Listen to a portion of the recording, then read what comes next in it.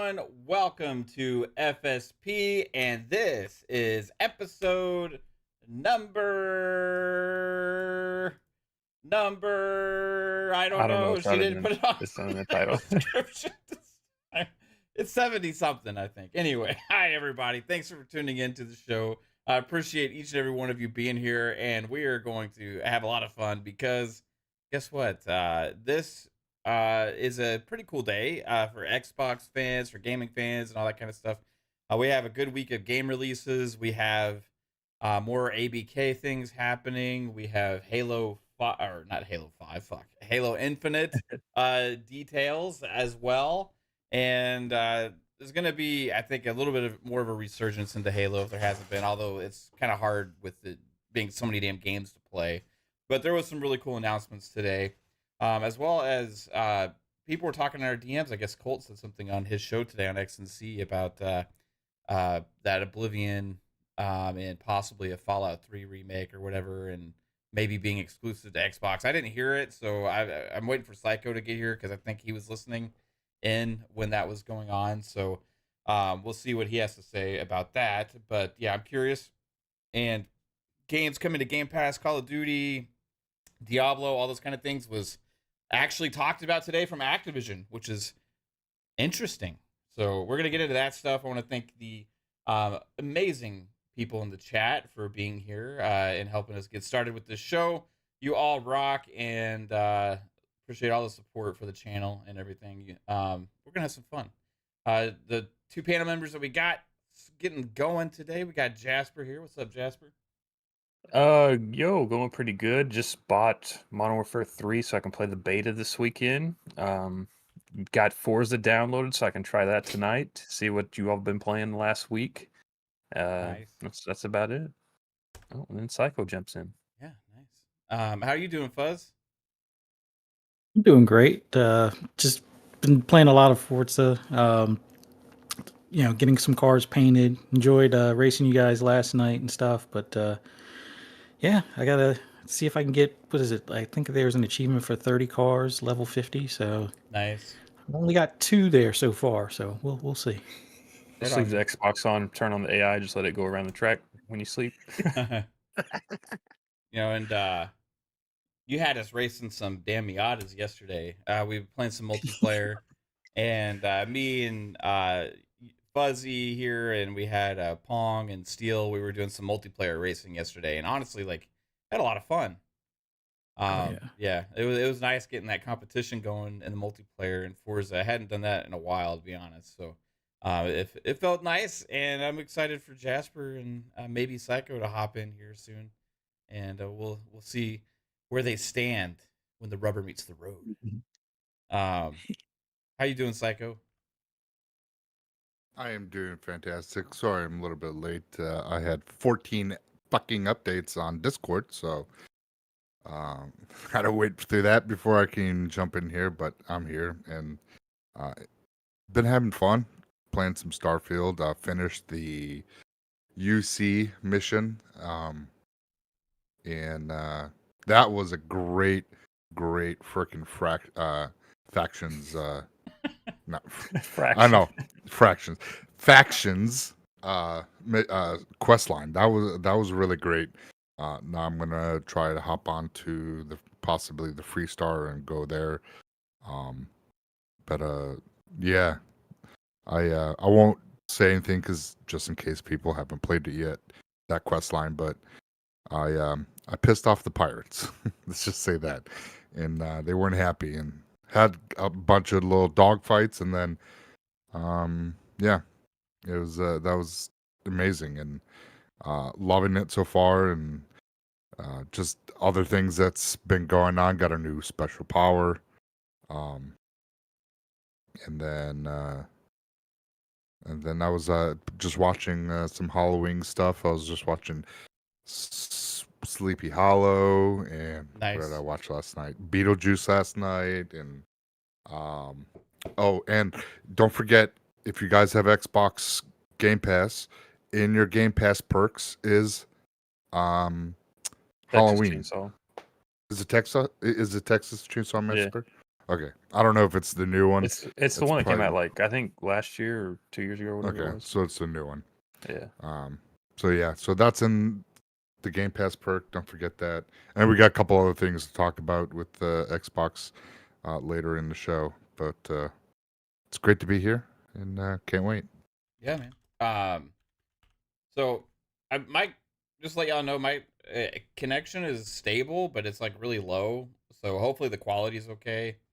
I don't anticipate it crashing or anything, but the bit rate's a lot lower than it usually is for our connection. So it is what it is. I have no idea why, but screw it, I guess. But yeah, so let's go ahead and get into this because Psycho, you put something into the DMs because you were listening to X and C, I guess, with Colt and Mag, and Yeah. Colt had said something about Fallout 3 and Oblivion remakes being maybe exclusive to Xbox or something. And I wasn't listening at the time. I kind of started watching the show later on.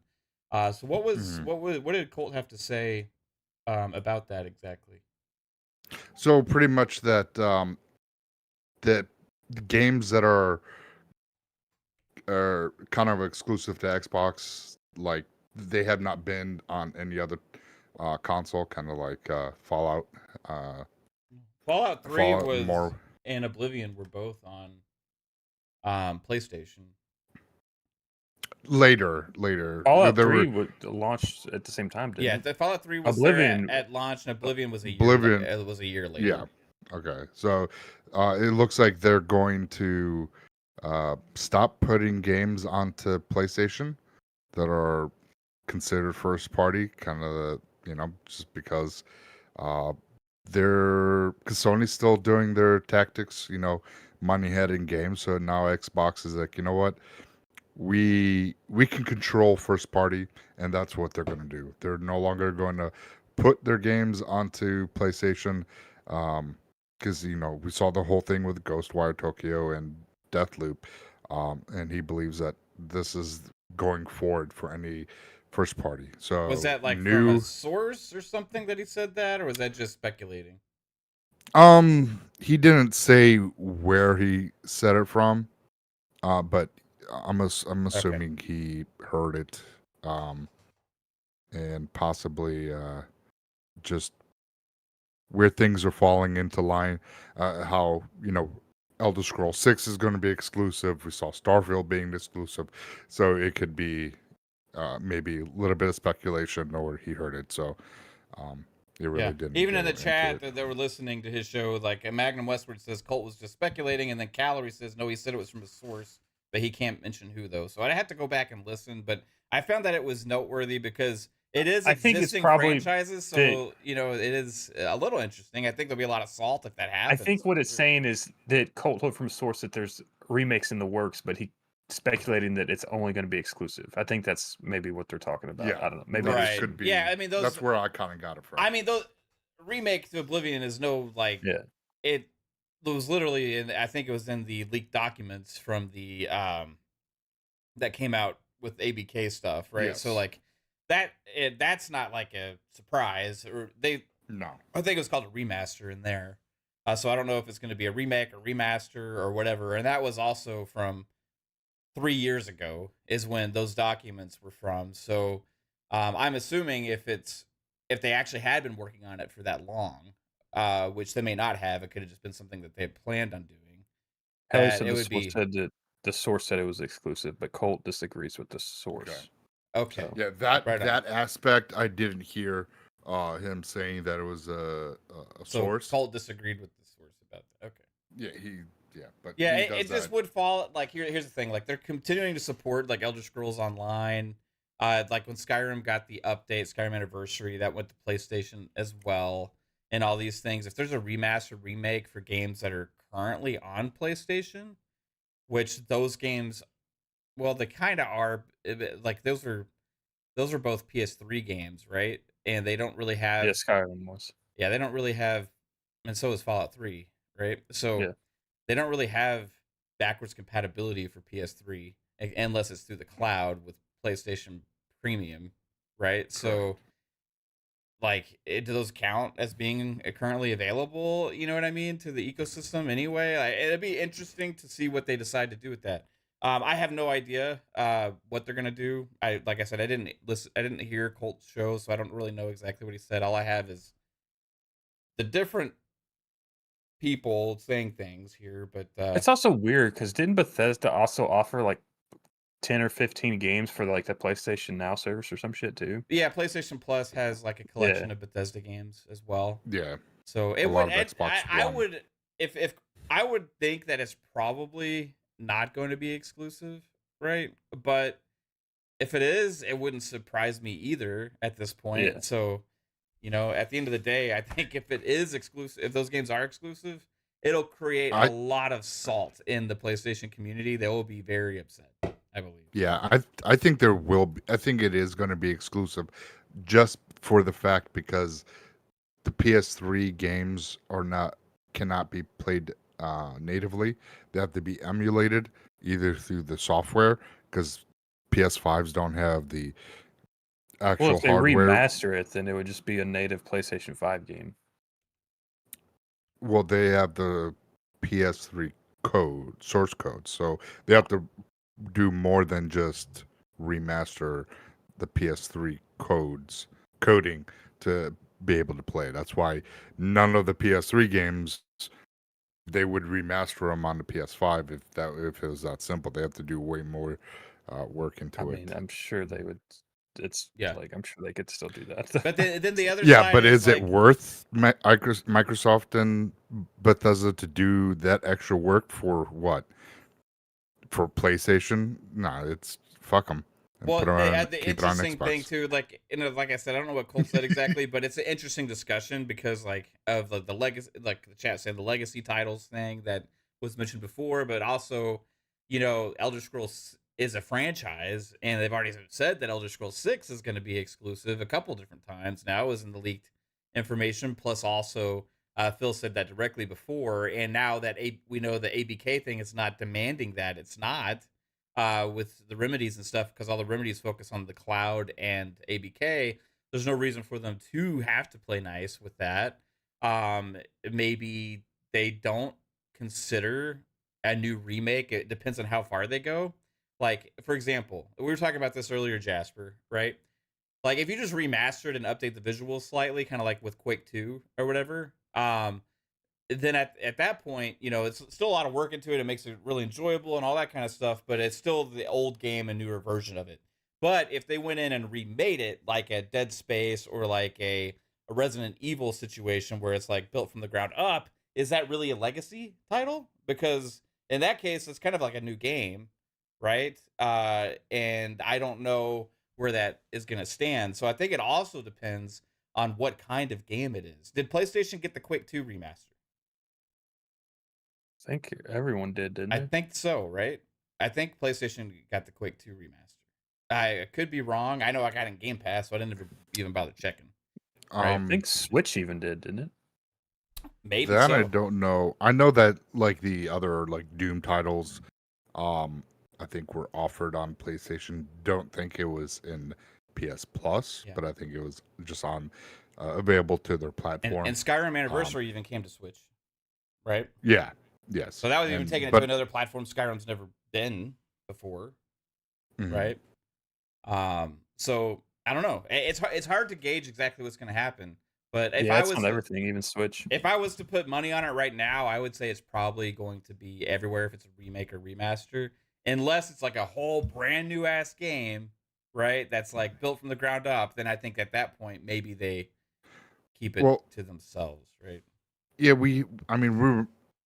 everyone kind of remembers when we heard Bethesda say that they just started a new studio for remakes and remasters. So could be the titles that they've been working on, and we could, if they're really, because I think they mentioned that it's going to be building the game from the ground up. So if that's the where they're going to go with the game, then this is why it possibly could be exclusive to Xbox. So if that's the case, if they do decide to go that route and go from the ground up, like you were just mentioning, I really do think that it's going to stay exclusive to Xbox. It's also with these type of games, it's a single player game, so like you don't need a massive community to support it, and there's no microtransactions, so there's no really like incentive to put it on. there's no else. like major like ongoing benefit with having it on multiple services. No, so it's just interesting to see how Xbox is kind of evolving on what they have said and how they're handling exclusives now.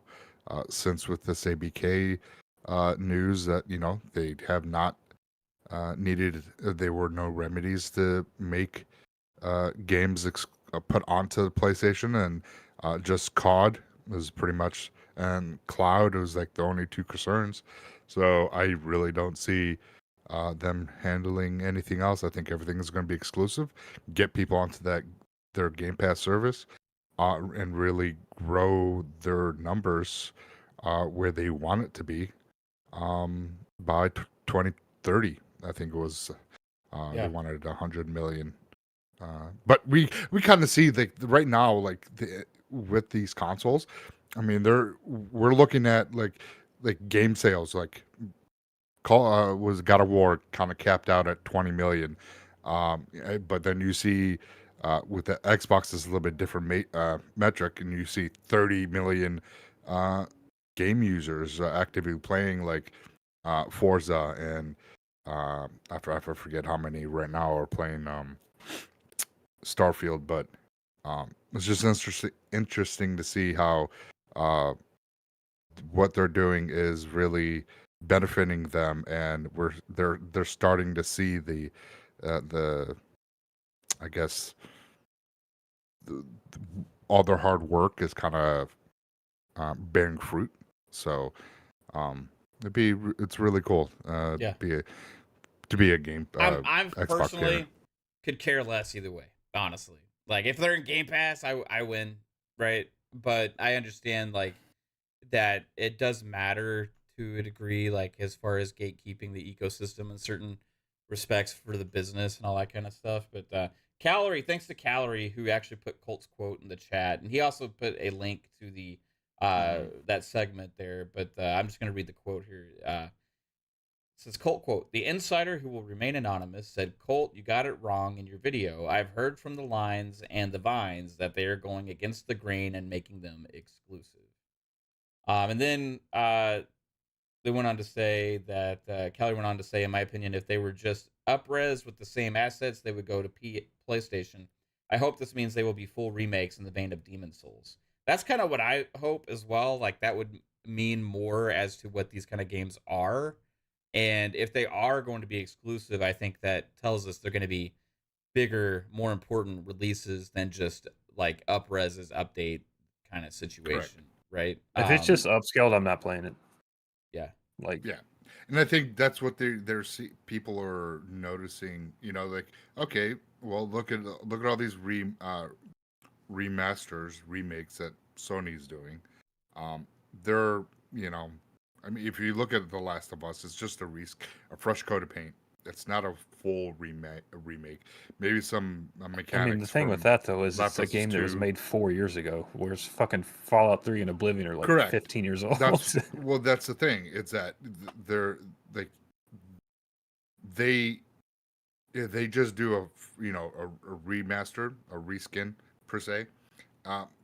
It's not enough to fan service. They'll love it, but for new engaging customers that are new to Xbox, new to Bethesda games, only experienced either Skyrim, never played Oblivion or any of the older Fallouts.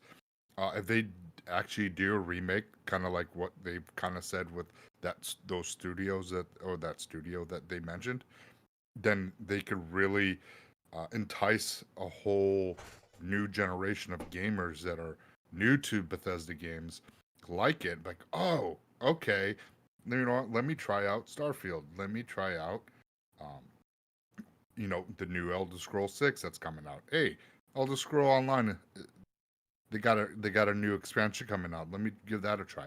So it's in their benefit to really kind of give us a remake of those older titles, because fan service would love it, new gamers will love it, and experience a whole new side of RPGs that they might have missed out because either they weren't but around for the 360. dated now. Psycho, like those styles of games are so dated according to some, and it's just like I don't. It's think dated so because they're not hand holding, walking sim. It's not a linear like carry you along the story type game. Exactly. Kind of go and do it. If I want to play that style game, guess what? There's a PlayStation. I hope they never change. Brain dead type games, but I want to have some thought and actually a really good storyline to choose my own adventure. Bethesda game is one of the top studios that make those kind of games, and now they're first party. So, we got a $5 super chat from Alvin. Appreciate you, Alvin. Says, any hypothetical 2020 plans for them to be on PlayStation were annihilated by Dancing Jim running around like a snitch, in my opinion. Yeah, I mean, that's a great point. Like, PlayStation really tried to take it to Xbox with this stuff. They even are like trying to support that gamer suit as well, and all these different things that they've tried to do to shut this down. They lost at the end of the day. They kind of got themselves in a pickle. And at the end of the day, they really got less than they ever would have before, really, if they had took advantage when they early on, right? But they didn't. They fought it all along the way, ended up losing, and now all they get is ABK games and like the ability to license the cloud versions of those games through like Ubisoft and stuff like that. So but also, like, in the 2020 leaks that came out about the big huge leaks that had the whole roadmap for Bethesda's ZeniMax games, like Oblivion was on there, but it was listed as a remaster, right? However, like, even if you take that for what it's worth, we know that a lot of these companies don't really use those words really for what they're worth, and we know this because, for example, Ubisoft, when they announced the Splinter Cell game, announced it as a remaster, right? But it is a full-on reboot. Yeah, that's why I never fucking remake, remaster, reboot, reimagine. No one knows what the fuck these words mean. We gotta see it, right? We gotta see it for ourselves. We can know. Like, we have examples of, like, okay, so there's like the in-between, like the Mass Effect Legendary Collection, where they put a lot of work into it, updated the games, the visuals, but it's still, in its essence, it's the same game, right? Like, correct. But then you have games that are completely remade, like Dead Space, like Resident Evil, and those kind of remakes. Demon Souls, you could say, as well, right? And then you have remasters, like Quake 2, or like there's a shit ton of them. So, I mean, most of them out there are remasters, right? You have your GTA stuff and things like that. Then you have games that are just updated, which sometimes can get confused with remasters as well. So, then you have your reboots like Modern Warfare 2019 and Modern Warfare 2021 or 2 or whatever the fuck it was. Yeah, and the new Splinter Cell. Yeah, the new Splinter Cell's a reboot, right? Like, it's what it is, but they didn't call it that, No, it's funny because it's like what they when they mentioned in the article, and then it was like, you're saying remaster, but everything you're describing is a reboot. Like, are you trying not to scare people off? Like, is that why they were kind of doing that double talk to be like, too many people like, oh no, they're gonna remake it and make it bad. But so here's an example of a remaster that got confused with a remake, is when PlayStation called Last of Us Part 2 a remake. Is it really, like, they've already remastered it once, so they couldn't use the same word again. You know what I mean? Like, so it's kind of a remaster make in that situation. I got a good question here in the chat from Luis Jose. I'm gonna read real quick. He says, "Hey Mav, since we are on topic of Bethesda, any thoughts on the Twitter post that Creation Engine should go? Just want to know our opinion on it." My opinion is hell no. I see people asking for, like, them to move on to like Unreal Engine or whatever. No. Right? The thing is, people don't understand about this. Okay, you Unreal Engine has a lot of shininess and stuff to it. You can have some amazing graphics and scenes and things like that. It has some really cool stuff about it, right? But the creation engine was completely made to create the kinds of games like a Starfield, like a Skyrim, like a Fallout, like sandbox. the sandbox where you can RPG. you can have a million sandwiches in your fucking home if you want to. Like you can do it. It's meant to where you play the game how you want to play it, right? Well, the creation engine is more about just objects, having 1,000 objects. It's more about the quest line and how the quests work. That's part of it too, right? So that's what I was about to get into. Like like if you listen to Todd Howard, who explains this in interviews, right? Like the whole world kind of reacts and changes with their dialogue and everything based on things that happen, right? So like there's all these branching things and all these different possibilities and scenarios and dialogues and the way that people act towards you and with the AI. Like if you're wanted by a certain group, all of a sudden those are going to attack you randomly on the spot or whatever. Your decisions have an impact that changes the way the game plays, and that's why nobody's playthrough is exactly the same as somebody else's, unless you just plow through the main story and make the same decision that everybody else that like IGN. Right. So sorry. So you're losing if you take away that aspect of like, and Todd explains it greatly again in interview with was it Les Friedman, I think, is how he's explaining this and how they have all these bots doing all these millions of playthroughs to test all these things out and scenarios and things like that.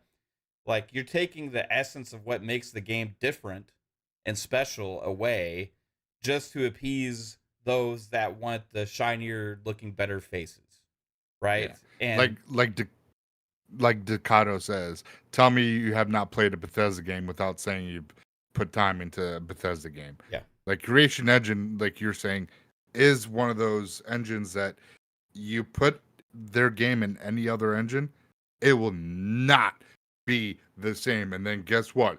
This looks pretty, but it doesn't play like a Bethesda game. Well, no shit. And then you have people are like, well, you could do that in Unreal, like. Yeah, No. they could take Unreal and mod it like crazy and turn it into something completely different, right? But how long is that going to take? And at that point, they're just creating another creation of their own, right? And it's just like, it just doesn't make any sense, you know? I have my doubts that you can do the persistent world stuff in Unreal. Like we've seen with some of the most recently released games, barely can keep 30 frames with Unreal. Right. And that's on a 4090 equipped PC. So why would you take something that right now is far from being optimized? Like by the time, let's say Gear 6 comes around and Coalition's had quite a few years under their belt to tinker with, Unreal 5, then it will probably be, at least feasible. But at this point, also Unreal fits the kind of game that they make. You know what I mean? Like, yeah. Yeah, But like for Bethesda, like I think I could be wrong on this, but I think Star Citizen's like a blend of Unreal and whatever engine they use for like that old space game and stuff like that. And when they added persistence to it, it shut down the servers for like at least 3 weeks where nothing was working. People couldn't log in, they couldn't access stuff. It's like, it's great looking because you have all of these millions of triangles instead of polygons and stuff like that, but beyond that, it doesn't it can't be optimized to run something that's going to have where you could do 30 quests at the same time. Like, Diablo 4 limits you to 20. Bethesda games, you can have all 170 or however many quests open at the same time and it not crash. Now, sometimes you'll have it where a quest has to be completed before another one can continue. But outside of that, like it's a system that makes the games that they make unique enough to the point where doing an Unreal Engine 5 would probably double the dev time. And sure, it may look better, but it won't run better. And The all only things game considered, that came close to it is Cyberpunk, but the thing with Cyberpunk is the items, like the stuff that you interact with, kind of just vanished when you walked away from it. And the Yeah. quest line, the drawback to that was like the quest lines never kind of interacted with each other. It's like whatever happened in that story just But kind of even happened. that's their own engine too. That's not Unreal. Yeah. That's their Red engine. Like, so like they don't use Unreal. And people point to Cyberpunk as an example a lot, and I'm like, why are you pointing to that? Because that's their own proprietary engine as well. Like it's like different engines have different strengths and weaknesses, right? And like at the end of the day, it depends on what kind of game they're trying to make. If Starfield or if Bethesda's trying to make a more focused experience, sure, right? You could make that case, but I don't think people that actually love Bethesda games and love those types of games like want them to change into a more focused experience and like at all. And again, they just made Creation Engine 2, so they really haven't fully optimized their own engine with everything that it can really do. And by the time we see Elder Scrolls 6, it could be a really great looking game because they worked out the bugs, they added stuff, they optimized the engine so things flow better, use less resources. I wouldn't put those two words with Bethesda together. Optimize and Bethesda. I don't think that's a sentence they can go together. I think it will, because look how polished this game is. Starfield. Says the guy that almost lost his entire fucking save last night. That was because I went from a quick resume. That I think that is more outside of the future of quick resume than anything. But to be fair, though, but the Starfield is frame rate's extremely solid on Xbox. Like it's now it is running at 30 though, right? So like on Xbox Series X. So but it's it is not a 30 optimized at that experience where it's jarring to the point that you can't play it. That's the difference between this, and that's what I'm saying. This Creation Engine 2 is new. They can still optimize it and make it run a lot better. They could probably figure out, hey, guess we figured out how to get a solid 60 out of our engine, still look great, and still have the 4K and whatever else features that they want, and have frame rate. They could get to that point. They just need, a little bit more time, and I can see them up. Hey, we got a new update for Starfield. And they could be like, we're unlocking the frame rates and see how that goes. And then boom, and now you're playing Starfield 60 on Xbox because they've been working on it. Because that's they can send a couple guys and work on the Starfield code to fix. This is what we found. Boom, boom, we're done. Here we go.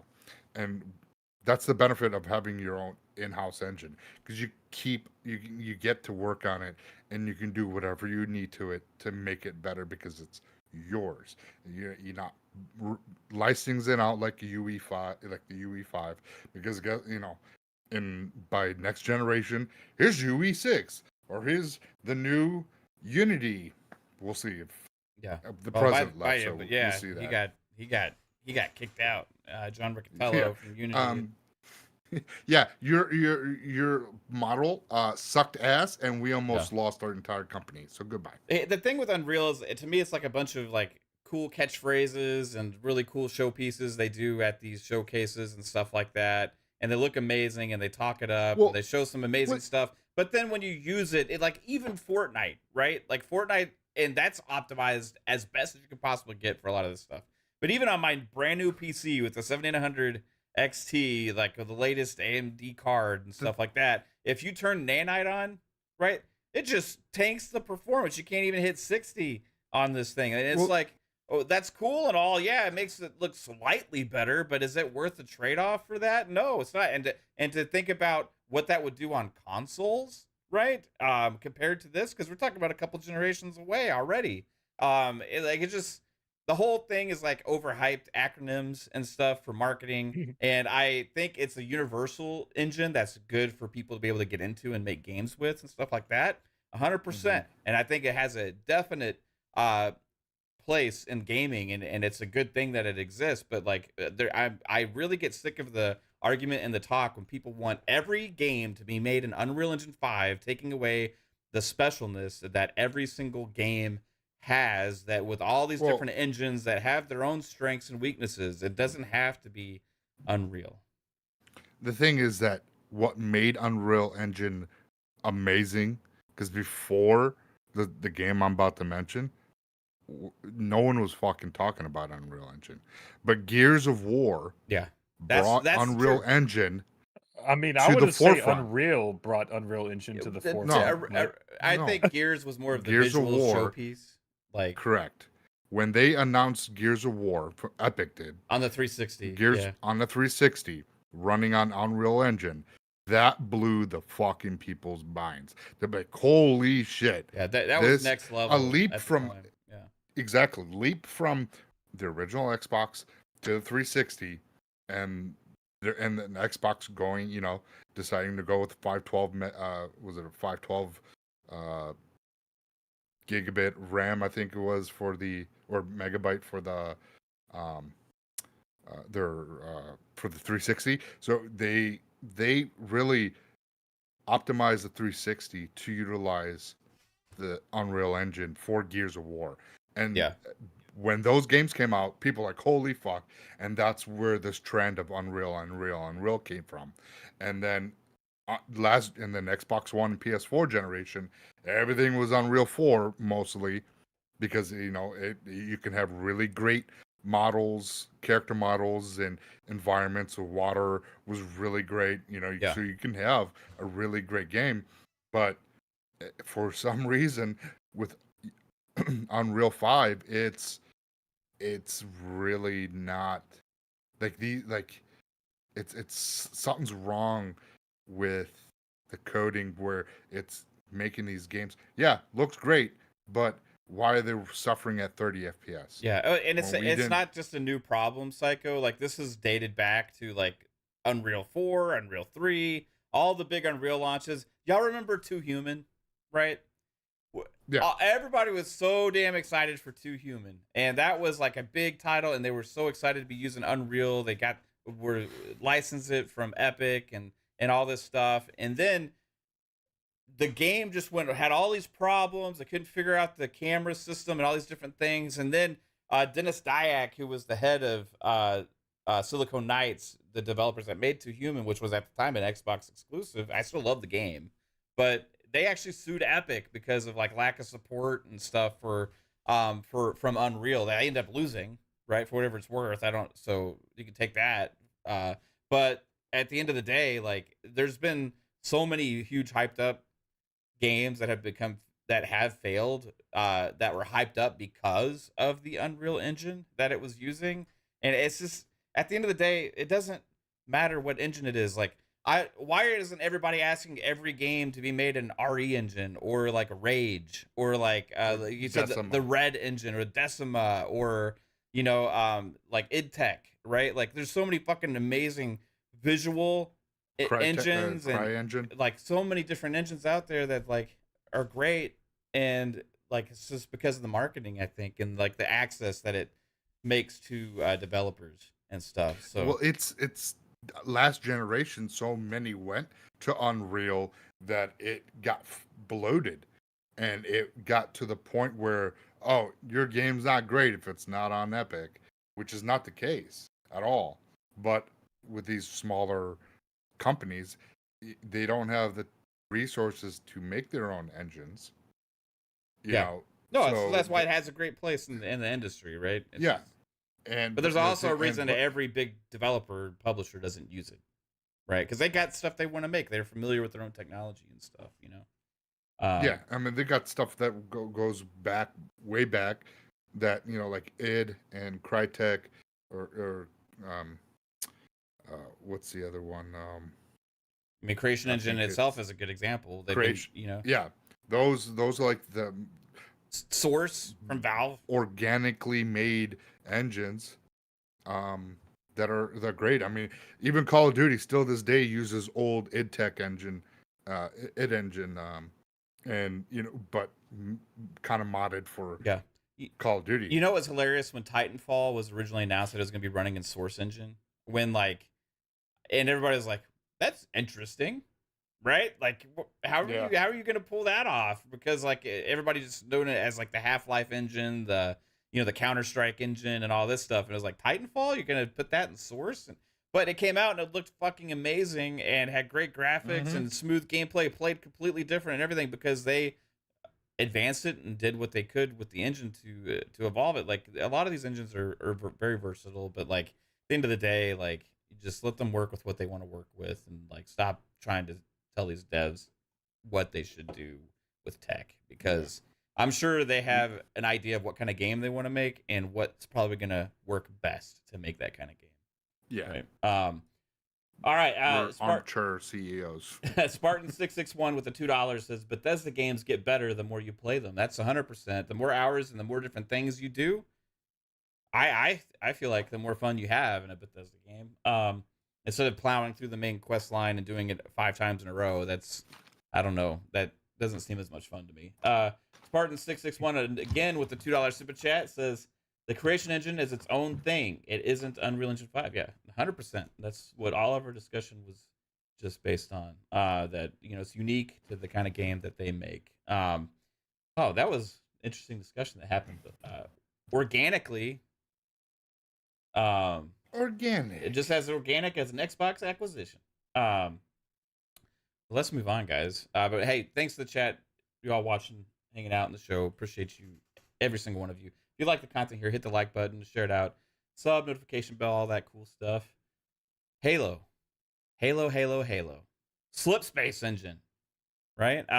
People were always saying that needed to be made in Unreal Engine 5. Yeah, they apparently, I don't know if y'all saw this, but like a couple weeks ago, apparently they removed slip space from like all the Halo web pages. Yeah, it's interesting what's going on there, because there is some kind of conversions that had been talked about before where they are doing stuff that they're going to be converting things, but I don't know how that's going to operate. We're going to see and find out. But the Halo Infinite Season 5 was officially revealed. They had a trailer. I didn't know. They probably had a live stream. I didn't catch that. But I think it might have been the trailer premiere. Just the trailer premiere? Okay.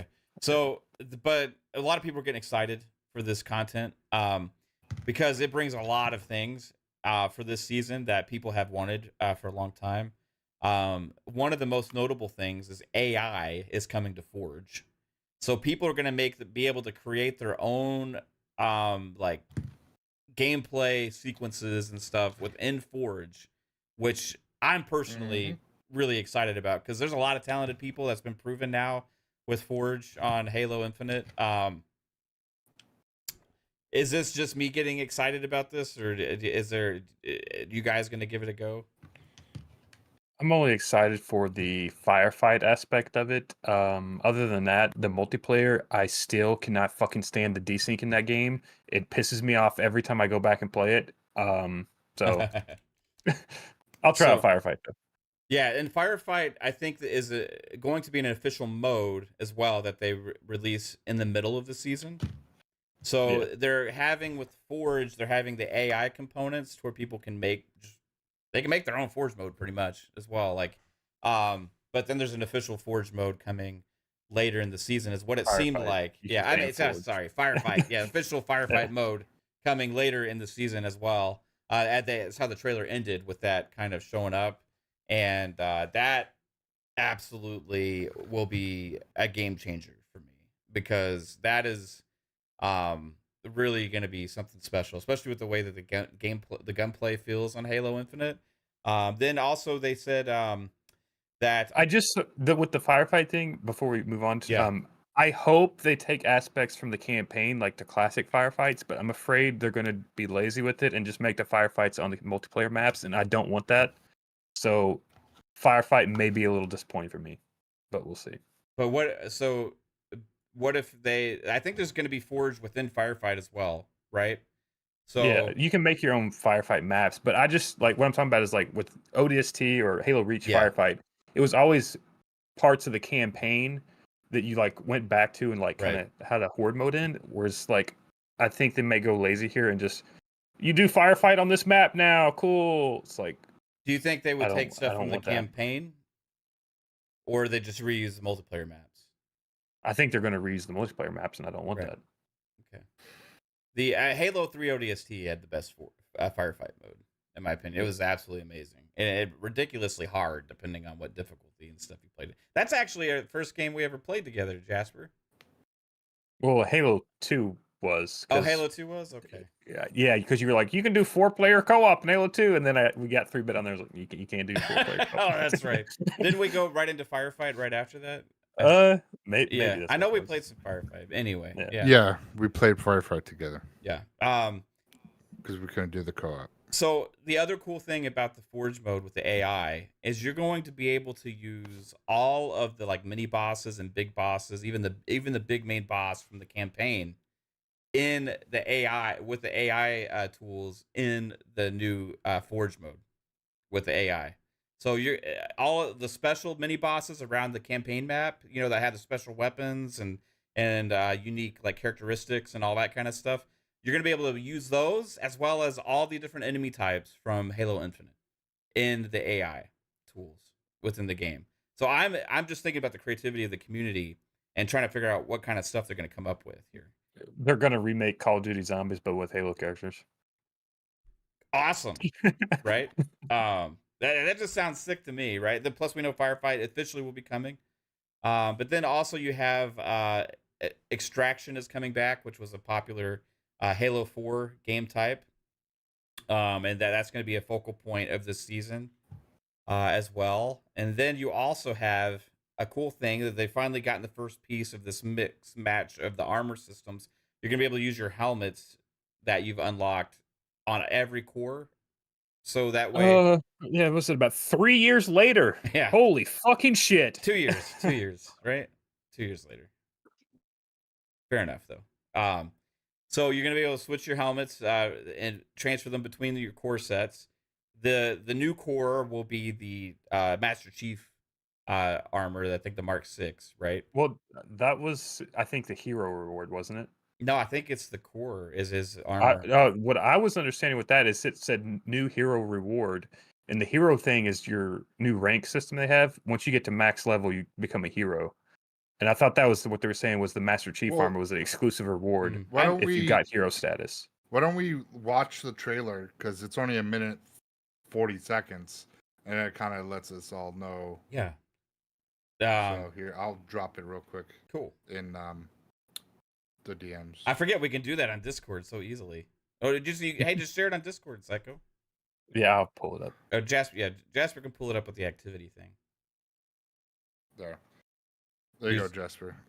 I thought it said Mark 6 core which is like the Master Chief's like set.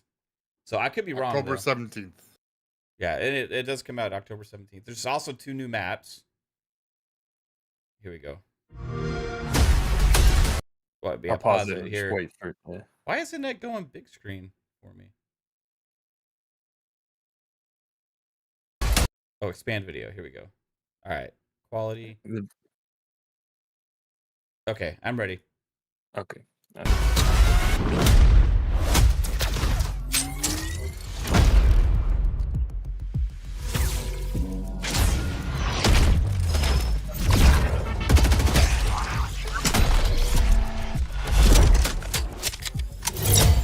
Flood customization is kind of cool. Yeah. That was nice. I like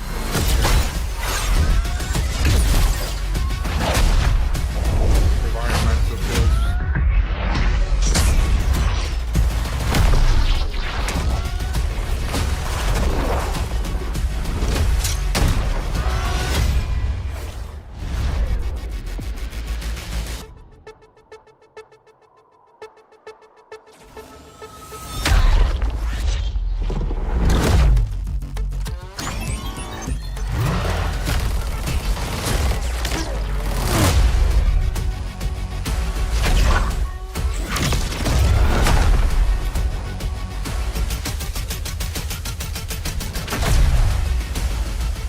See, that's the new hero. Okay.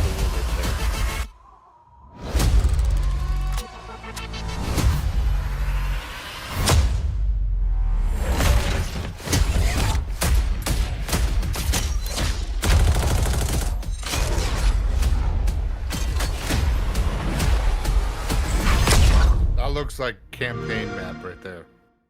Did it?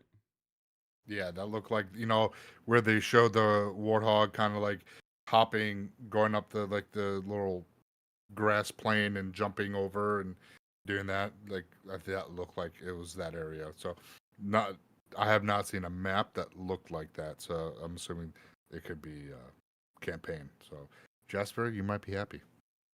We'll see. I don't have the strongest faith in him, but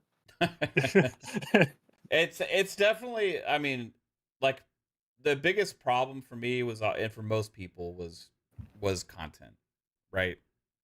And like, to Xbox and 343's credit, right, even after all their layoffs and everything that's going on, and the new creative director now that's in charge of everything, and all this stuff, the guy that saved Master Chief Collection, you remember that, right, came in, and now we're getting all this awesome shit. And like, the season definitely looks like the best so far, in my opinion. Yes.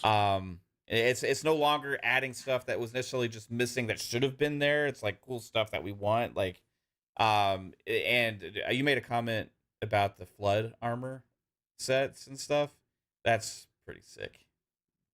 yeah, it's the best like kind of idea they've had for armor set so far. So yeah, because because I know people like they kind of want the Covenant and blah blah blah blah. But what better way to have the flood? Because the flood's been missing for a couple of games. Yeah. So this is definitely something. And again, everything points to in the campaign and that DLC from Halo Wars 2, flood was going to be in this game, and more than likely probably got cut. And I just hope that they go one day, get back into the campaign stuff, and maybe bring out a DLC or something, and be like, "Hey, that was sorry for the launch of Halo Infinite. The next one, we'll try to get right." Yeah. Again. And Fuzzy, I know you're not fourth time's a charm. Exactly. Fuzzy, I know you're not the biggest Halo guy, right? But No. as far as what you've seen them with the content, and I know you've been paying attention, right? Like, getting to this place now, there's already been some resurgence for Halo, right? I mean, it's still not, I think, what it could have been if they had delivered this kind of stuff earlier, However, like, the content keeps rolling. They've made gameplay tweaks that have been more fun as well, and all of this stuff they keep adding is kind of re-energizing the community there. Are you getting that sense as well, that like Halo Infinite is not, as people call, a dead game, that the constant support for it is kind of keeping it alive and maybe actually growing it some?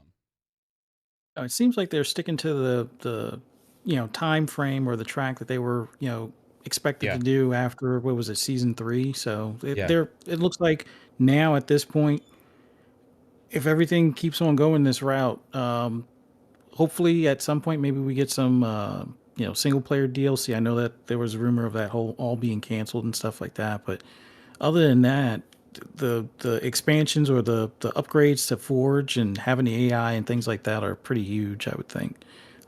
You can't fault them for sticking to it, considering they could have probably kind of just swept some things under the rug and gone completely dark, considering what they went through the first year after release. But now, they're pretty consistent now, or getting consistent as far as their content releases, and it looks like it's bringing the game, or at least bringing stuff that people have been asking for, or at least we're hoping would be on the to-do list kind of thing. So pretty cool to see. And the dead game argument, I don't think the people that say it's not a dead game, this is weird. Like, I've played it the last like 3 weekends in a row with a buddy of mine, and every weekend we match with the same people. So the population isn't that big if we're coming across the same people every fucking weekend. Just but it's Xbox right now. If they looked at what they did with Sea of Thieves, if they just listen to everybody, they would have not have got Sea of Thieves to where it is today. They would have killed it because that's what everybody wanted. With Halo, I think that they decided, hey, let's not focus on campaign. We must fix the multiplayer and some of the content that were not there. You know, and content is flowing. They finally got FireFight in here, and the next big thing, if they decide to do it, would be ray tracing. If they decide to put ray tracing in Halo, and then there you go. And then now would be possibly continuing content, but working on the single player campaign DLC and content on the down low until they are ready to be like, hey, we have content now. We know we said we're going to shelve it, but we decided to go and revisit it. Here is the new story campaign. Revitalize the game again. People will be like, holy shit, this game is way better than what it was. I mean, the bones were great. It just was lacking content. And the thing is, though, no matter what they do, they're never going to get 100,000 people back in. The only way they're grabbing a large majority of people with this game again is if they introduce a battle royale, because then you'll have all the Twitch streamers come over.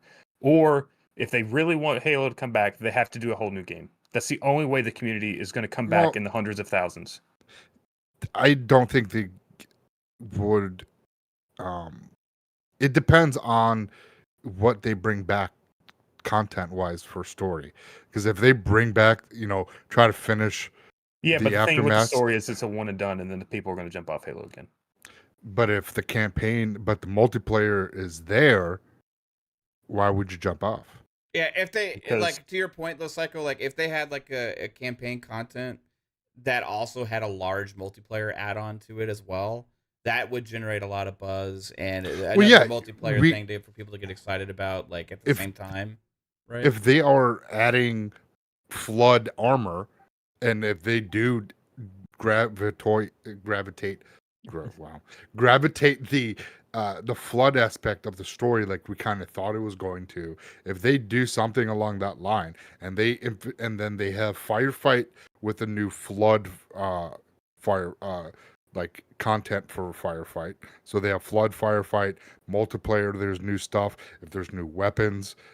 Things like that now you're crossing the single player, and now it's in multiplayer. We got FireFight. People are like, ooh, okay, the new content, there's stuff and everything, so let me check it out. And if they like it, and holy crap, the game was not bad, it was just missing content, holy crap, I've been missing out. They could either go back and do some of the other battle passes if they want some of the armor that they missed out on, and you won't get like 100,000, 200,000 gamers. But if you get more, if you double or triple what you're getting now or what you have now, it could work out. And who knows, it could explode if they have a battle royale come out and it's integrated with Infinite. You know what I'm saying? So it's like to access the new battle royale by certain affinity is through the Halo Infinite. That right there would rejuvenate the game to the point where you can get 500,000 or 250,000 new gamers to the game if they do something across. Honestly, I don't really think it's in a bad place player wise anyway. Like, I mean, looking like Jasper said so. Well, it is. I mean, I'm telling you, I've played it multiple weekends in a row, match with the same people over and over again, and sometimes have over 2+ minute wait times. So that's not a healthy game. I mean, I'm sorry.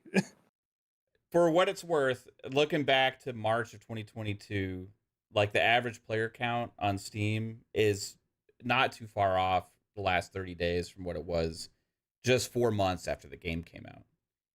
Like, I think March at that point was they had like 6,000 something average players in March of 2022. Right, the last 30 days they had about 3,000 average players on Steam. Right, like the majority of players play on Xbox as well, so these player counts don't necessarily even tell the whole story. But I would say you're probably double or triple what Steam is on Xbox. Yeah. Okay, so that's not. You're probably at about 9,000 on Xbox and. But that's average concurrent, right? Yeah. That's not total amount of players either, right? Yeah. And this is a game that's been out for a couple years, so like I don't think they see it as like it's dead, right? I mean, I feel like they see it as like this is a game that has a good player base that's going to keep playing this game, and hopefully we keep growing it by and a lot of these players may not be some the same players that have been playing it. They may be new players, right? So they just need to constantly bring out content. I mean, like again, Sea of Thieves. If they just gave up on that game when it wasn't doing well, then it wouldn't be this really awesome game that a lot of people experience. Yeah. I mean, what season they're on? 27 or something along that line. I don't fucking know. Hey, for what game? Sea of Thieves. Oh, Sea of Thieves. Yeah, I have no clue, man. But yeah, they lost a lot of players. It took them a long time to build that back up. But like exactly, but that's the same thing that's happening here with Halo because of media and things that blow it out of proportion a little bit. But there is a good player base, but the content wasn't there. We can all agree there was not content in the very beginning. The bones of the game was fine. We said when we played that beta, holy shit, this feels like old Halo. Holy shit. And that's the thing I loved about Infinite. I could not go back to the Master Chief Collection because Halo Infinite played that much better for me. So if you add gameplay to that, and they do, I'm not saying this is what's happening, but that whole battle royale, if they integrate it into Infinite, because Certain Affinity is a sub that they don't, if they're building it 4-3-4-3, then if they integrate it with Infinite, that could really skyrocket those numbers, as Jasper said. And then for comparison, everybody talked about what a big resurgence like Battlefield had and stuff like that, right? And if you look at the Steam numbers for Battlefield and average players, that was bad. It's like not too far off, honestly. The last several months, even going back to almost a year from what Halo Infinite's at on Steam right now. So, and we know most players are playing Halo Infinite on Game Pass and even PC Game Pass as well, and also on Xbox, right? So, it's interesting to see kind of like the narrative run. I do think that they're not where they could have been. For sure, like this game could have been like the most played multiplayer game, this generation, like potentially or whatever. But like it didn't launch with a lot of stuff. They had rough patches, but I don't see it as in a bad place now. I think they've recovered well and they've maintained a steady amount of player base for several months. And with the content pipeline, they're just going to keep hopefully adding more players to it and see if they can't keep those numbers up. I think these kind of moments, these kind of exciting seasons where you have a lot of positive talk about it, like, is what generates people wanting to give it a chance again. And I know more people have been playing Halo that I know the last several months now, as opposed to a year ago, right? So, for you, example, now you say you've been playing it, right? Like Steele's been playing it off and on. Like I haven't been playing it because of Starfield, right? But before that, I was starting to dive back in, and it felt so much better to play, and plus the content was there. We were actually having fun playing Halo again, and this looks like, I think, the best season yet. And so it makes me even more excited. What's season 6 going to be like? Because they're getting people's attention, right? With this kind of stuff, there's been a lot of positivity about this. I mean, the trailer looks good. I don't have a problem with the trailer. The trailer looks good. I just don't have faith that, and I don't think this is what's going to bring everyone. This isn't. It's not going to turn it into 100,000 players. Like, that's not what we're trying to shoot for, though. Like, you know what I mean? No. Like, I think even if it get 5,000-6,000 gamers back, why not? I mean, it's slowly, and those 5,000-6,000 gamers, dude, you need to play Halo, and then they drop 12,000 off in like 2 weeks. So it's like, yeah, but these games, like even Battlefield and games like this that have had rough starts, like they are still having enough players that they feel it's worthy of putting out all this content because they're making money. Like, Battlefield is still under contract, I'm pretty sure. That's why they're still making content for it. Yeah. Well, I mean, they've done a lot of Battlefield. They've done a lot on Halo now. So I honestly, I mean, I don't see it as dead. I see it as like maybe not as as No. many players as they could have. That's for damn sure. It was right? crippled by the lack of content, and then it slowly is healing itself, and then we'll see an insurgence of gamers back playing, and hopefully Jasper doesn't play with the same people over and over. Yeah, that's weird. I've never had that experience on Halo Infinite, like ever. I've literally like every time like me and my buddy would play, we would get in a match. Like the first time we like, I'll hit the scoreboard as he was in the match. It's like, oh, Scott, we just first. Yeah, but like, but you are Halo playing with sweaties. But also, like, Halo usually puts you in lobbies with the same people multiple matches. That's the way it's always worked. Like, if the people keep playing... But not Halo, every time it researches now. That's the way new multiplayer games work. They research because they want to try to rebalance your skill-based matchmaking bullshit. And I constantly get the same fucking dude, and it pisses me off. Because you're that good, Jasper, so he's the only one they can match you up. That may be your skill level, though. I mean, honestly, you're really freaking good, and it's going to take probably like the top 1% of players to try and match you up against. You know what I mean? Try a different account and see if that.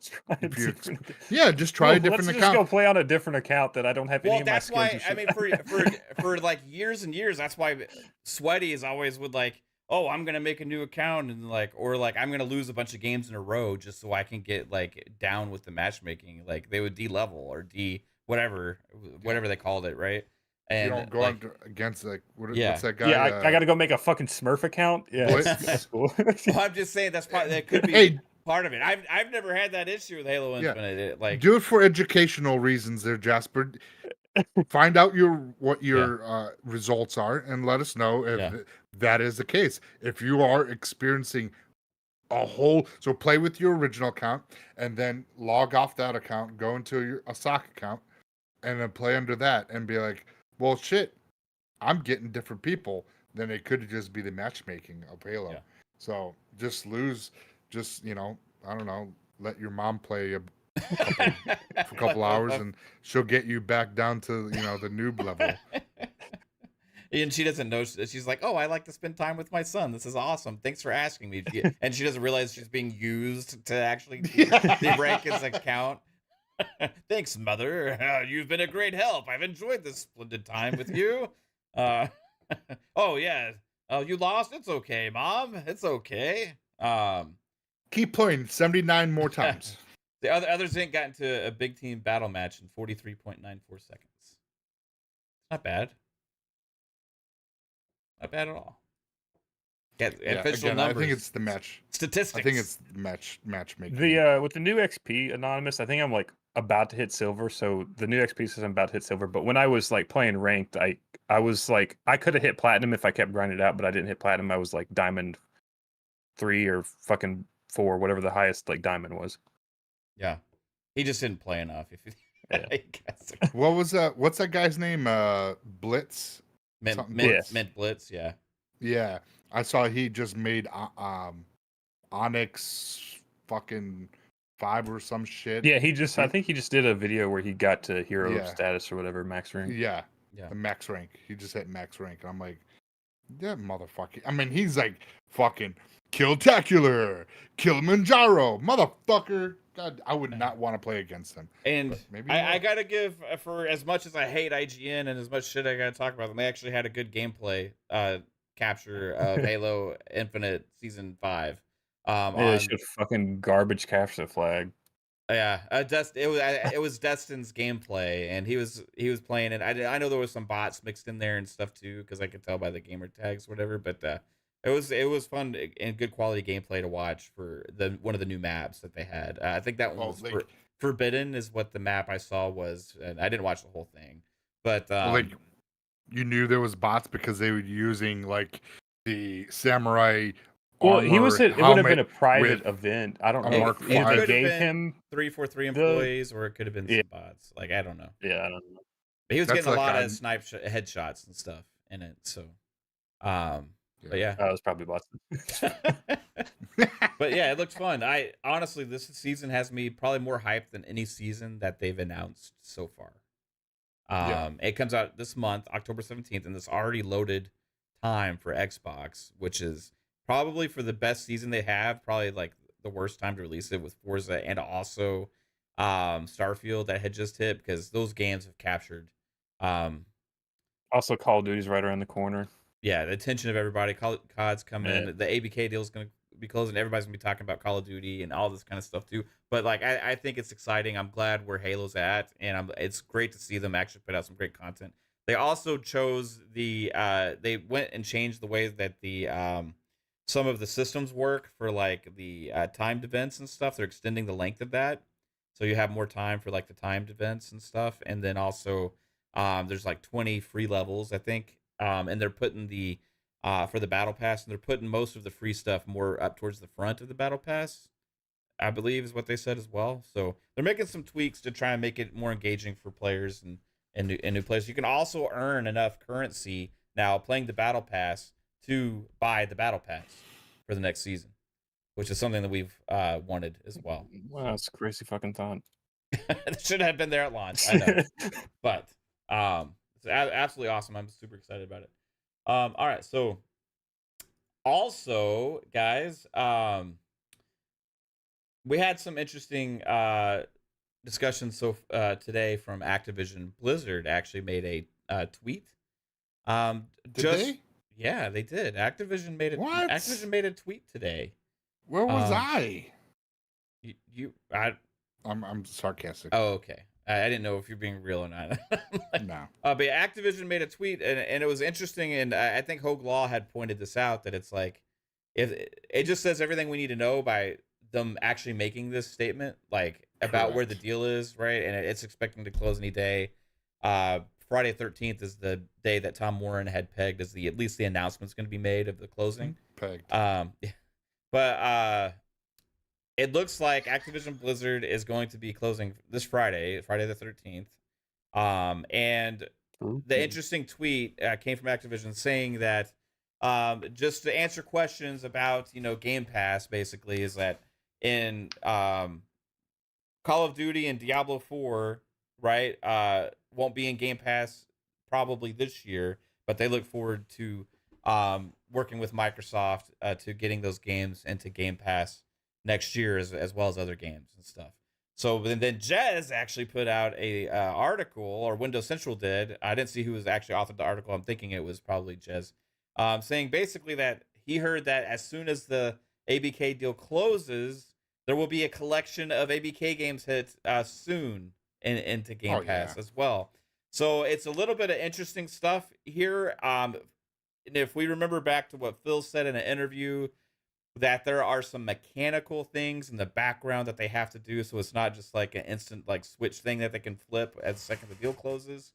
And then if we think back to Cinemax Bethesda, it came out in waves, but literally like 3 days after the closing, we did have the first wave of that, and then some of them came a couple months later, some of them came a couple weeks later, and all that kind of stuff.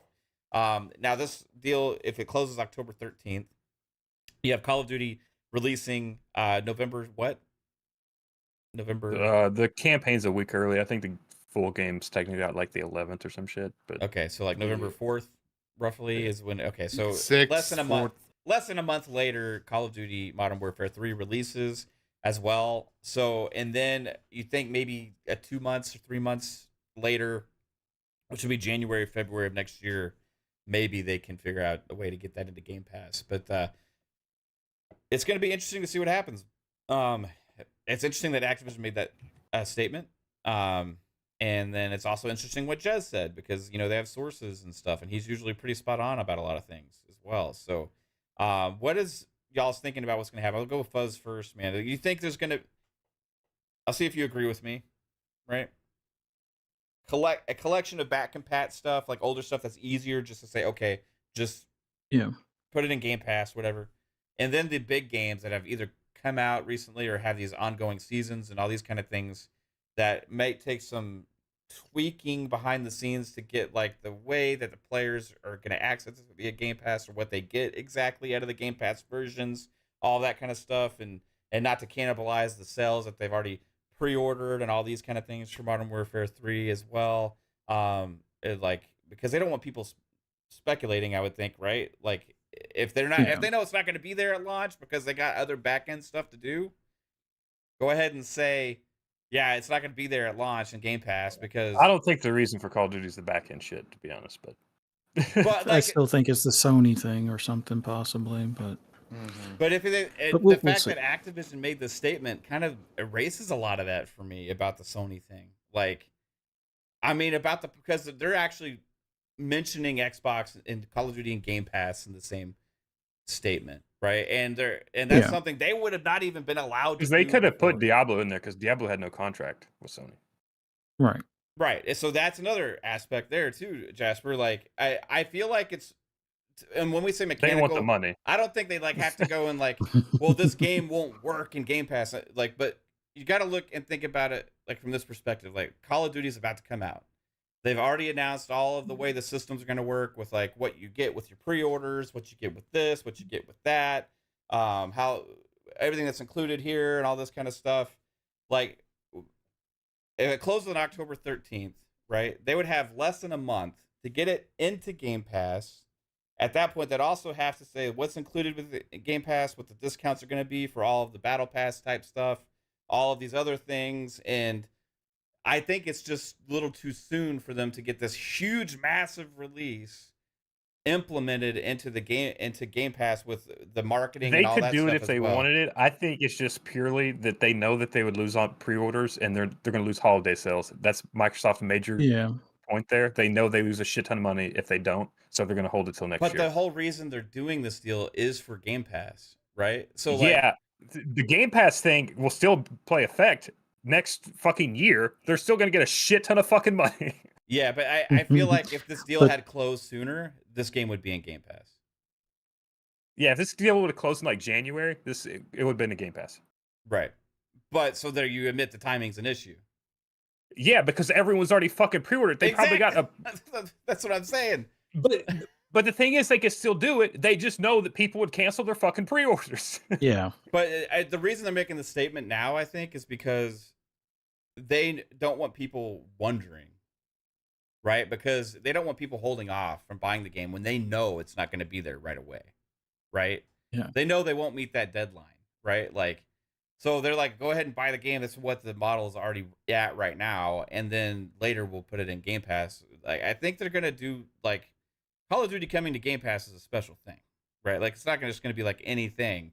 Like, hey, it's in Game Pass, you know, like cool, play it day one. You know, they're gonna make a thing about this. It's gonna be like probably certain rewards, probably certain aspects to it that you're gonna get with your Game Pass subscription, and which tiers are going to be. Like, the marketing aspect of it is going to be, they're going to market this for a little while before it's just, hey, it's a Game Pass. Like, I think that it's too soon from October 13th to the release of the game to get everything in order, right?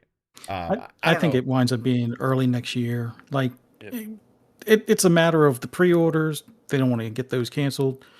You know, they're probably looking at over $1 billion to $2 billion just on Xbox's side in revenue with this right now. So with pre-orders and whatnot, they're probably like, yeah, we're not going to kiss $2 billion away just before the holiday. And if people wind up buying the game in November and then it winds up in Game Pass mid-January, I know some people will probably be, feel a certain way, but majority of people will be like, well, I already got like 2 months worth out of it, did all the campaign stuff, did, enough multiplayer. So they're not too upset because most stores at that point are going to have it where it's not really 50% off, but it'll probably be like, $20 off or $30 off in some stores, to kind of clear the shelves at like Target or whatever. But yeah, I think the back and pat stuff, anything that didn't come out within the past year will pretty much be in the first couple of waves.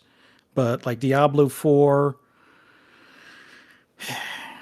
I almost want to say Diablo 4 should make it to Game Pass by October 31st. Not that Halloween and the devil or anything like that have anything in common, but I think for like marketing standpoint, it would probably make more sense if they could squeeze it in there by the 31st. But if not, just expect it early next year.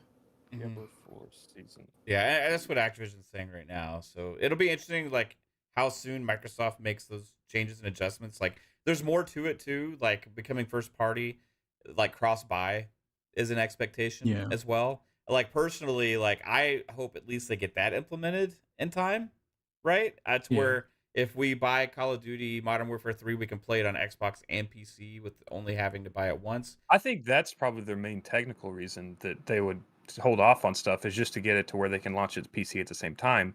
But I don't think they should hold off. If they know they can get it on Xbox Game Pass with like the next week, you should do that. Don't worry about the PC side of it. Like that can come later.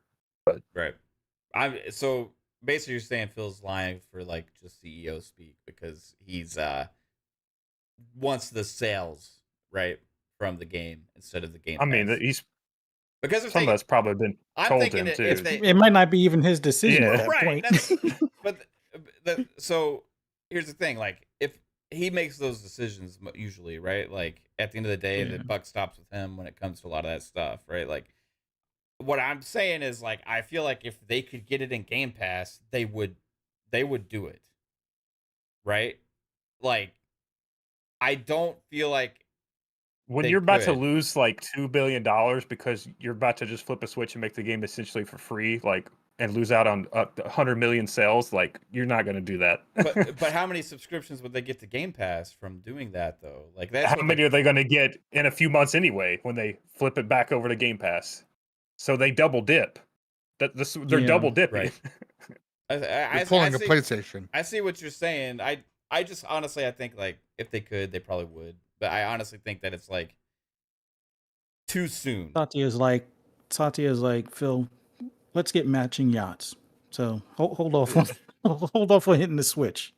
So yeah, no, I think they want to get it in Game Pass, but I think it's a matter of that's a lot of money just to like yes they'll get subscriptions, but like Jasper's saying, I think they're looking at it as they can get the pre-sales and then the subscriptions will come within a couple of months. So it'll still be on the same fiscal year. So that double dip, you know, Xbox will be up probably 30%, if not more, just from, you know, delaying it a couple of weeks. Right. And I So don't think the community as a whole will be that upset at that point. so what about the marketing aspect for PlayStation? Like, do y'all think that this tweet makes that seem like it's not a factor? Because if they're talking about this game possibly coming in next year, the marketing rights and stuff we would have thought would have been at least been like for longer than a few months. You know what I mean? Like, But then again, next year could be this time next year. So Yeah, I mean, what if their marketing deal ends on the 31st of December? Like maybe that's as far as they signed it to. And then maybe the way it usually works is they just keep renewing it. So then they would get the marketing rights for the DLC, but they won't get that because it would have ended in December. Yeah. Well, we do know the marketing rights will end June of 2024. That's what is that what they the had. leaks had said before? That's what they had because they had the marketing rights up until June of 2024. So they didn't want to. That's why this game is coming out because it was either what was it? It was 7 games or something like that, or whatever the date, the June. So I think that they decided to make the 7th game, and then on June, because they would have then announced the next game, and it'll be Xbox marketing. So I believe that's when we'll see content kind of coming to Game Pass from live at E3. It's still weird though because Diablo Call of Duty. has nothing to do with that. So yeah, but the whole I think it because it's a new game still. I don't know if Xbox wants to put it into Game Pass right away, because it could be of something. Who knows? We don't know. But everything else that we know of, because again, we've heard them that I mean, we all saw it when they worked on the older Call of Duties, the Modern Warfares, the Black Ops, the World at War. Those games, all those were Xbox fixed those multiplayers. They don't fix them because they're nice. They're fixing them because they're getting ready those games to be dropped into Game Pass. So do believe that we'll see. Yeah, I think you'll see the older Call of Duties. Like you'll see like like 1 month it'll be like the Modern Warfare month, the next month it'll be the Black Ops month or something like that. Yeah, it just will to pad be out the Game Pass with future Activision releases. It will be game. I think it was whatever fell under the Xbox moniker with their marketing deals. Those games. So I think it's all the way up to I think Black Ops 3 was PlayStation, and so pretty much anything from the 360 was whatever those games. So Ghost and Black Ops 3, I believe, will be not there yet. They have to try to work out whatever the marketing deal, however they wrote it up, if they can. So the prior titles, those will be in there. Like Jasper, they could do waves of like, here's the Modern Warfare series, here's the Black Ops series, here's the what I just said. World War games. I just said that, Jasper. Did you hear it? I said, I know. I said like Jasper said. Fuck. Yeah. So yeah. So I think that they will drop those in there. And then possibly if they don't have licensing issues with like true crimes and games like that, they can drop those in there. What is it? Singularity? Is it Singularity? Singularity, yeah. That's the only like 360 game that's still up on the store that's under Activision that's not a licensed property. So that one could be easily switched over. All the licensed stuff, I don't expect we're getting that. No. May get 1 or 2, but yeah, I wouldn't count maybe on it. Trying to, hey Disney, can we strike a deal, get Spider-Man, or can we get because they worked on what the Treyarch made some Spider-Man games like Web of Shadows and stuff. Yeah, but they also made what is it, the Marvel's Alliance? Ultimate Alliance. Yeah, Marvel Ultimate Alliance. Hey, can we get those? Oh, okay, cool. And then here's a resurgence with some Marvel games. And hey, you want you guys wanted some comic book games? Here we go. We got some Marvel Ultimate Alliance, maybe older Spider-Man, because again, Sony only has the movie deal, and is allowed to use the license. They don't own the licensing IP with the game, just the movie. So I can see maybe we get Spider-Man, Web of Shadows, which I think that's Spider-Man 2. Yeah, Spider-Man 2 is kind of based off of. I mean, it's like literally the same shit. It's a different storyline, but it's the same thing. Venom comes into the picture, and here's Spider-Man. So, yeah, I definitely see some older stuff. I do not see, because they had, was it Guitar Hero that was that's a Activision? licensing nightmare. I don't fucking think we're getting that. No, was that Harmon? That was not. So we had Rock Band, right? Activision had Rock Band. No, EA was Rock Band, and Activision was Guitar Hero. Okay, yeah, I'm not saying that they will. Maybe if they were thinking about whatever, because they could bring like some songs where like they have one game that was Xbox One compatible. I think it was a Guitar Hero 4. I believe it was, or something.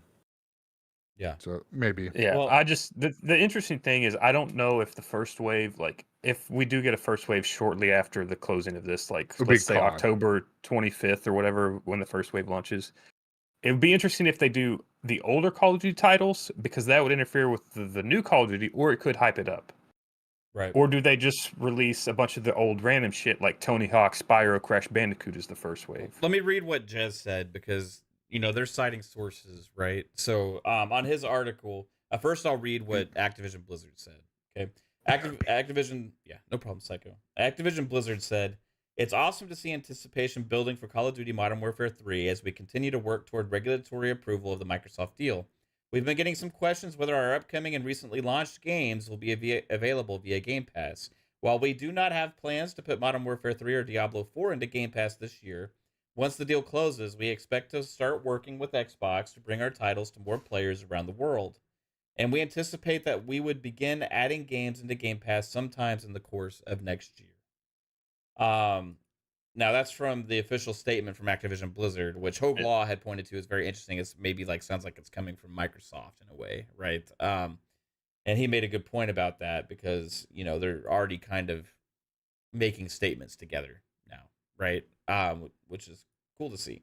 Then Jez had went on to say in his article today on Windows Central, there are dozens of games Microsoft and Activision could potentially include in Xbox Game Pass as a part of this acquisition. Despite this statement, and per our own sources, he says sources, not one source, right? We expect to see a ton of new games hit Xbox Game Pass the very minute the deal is finalized. Like, they already have some ready to go, and as soon as the deal is finalized, they're going to flip the switch and put it out there. So over the summer, Microsoft and Activision revived the Xbox 360 servers for classic Call of Duty games, leading to a large spike in users. The obvious assumption there is that Microsoft could be looking to include classic Call of Duty games into the service initially. Microsoft may be exploring the impacts on user behavior potentially before disrupting the premium Call of Duty machine. It's so interesting because if it closes on the 13th, that's the same time the open beta for Modern Warfare 3 is going on.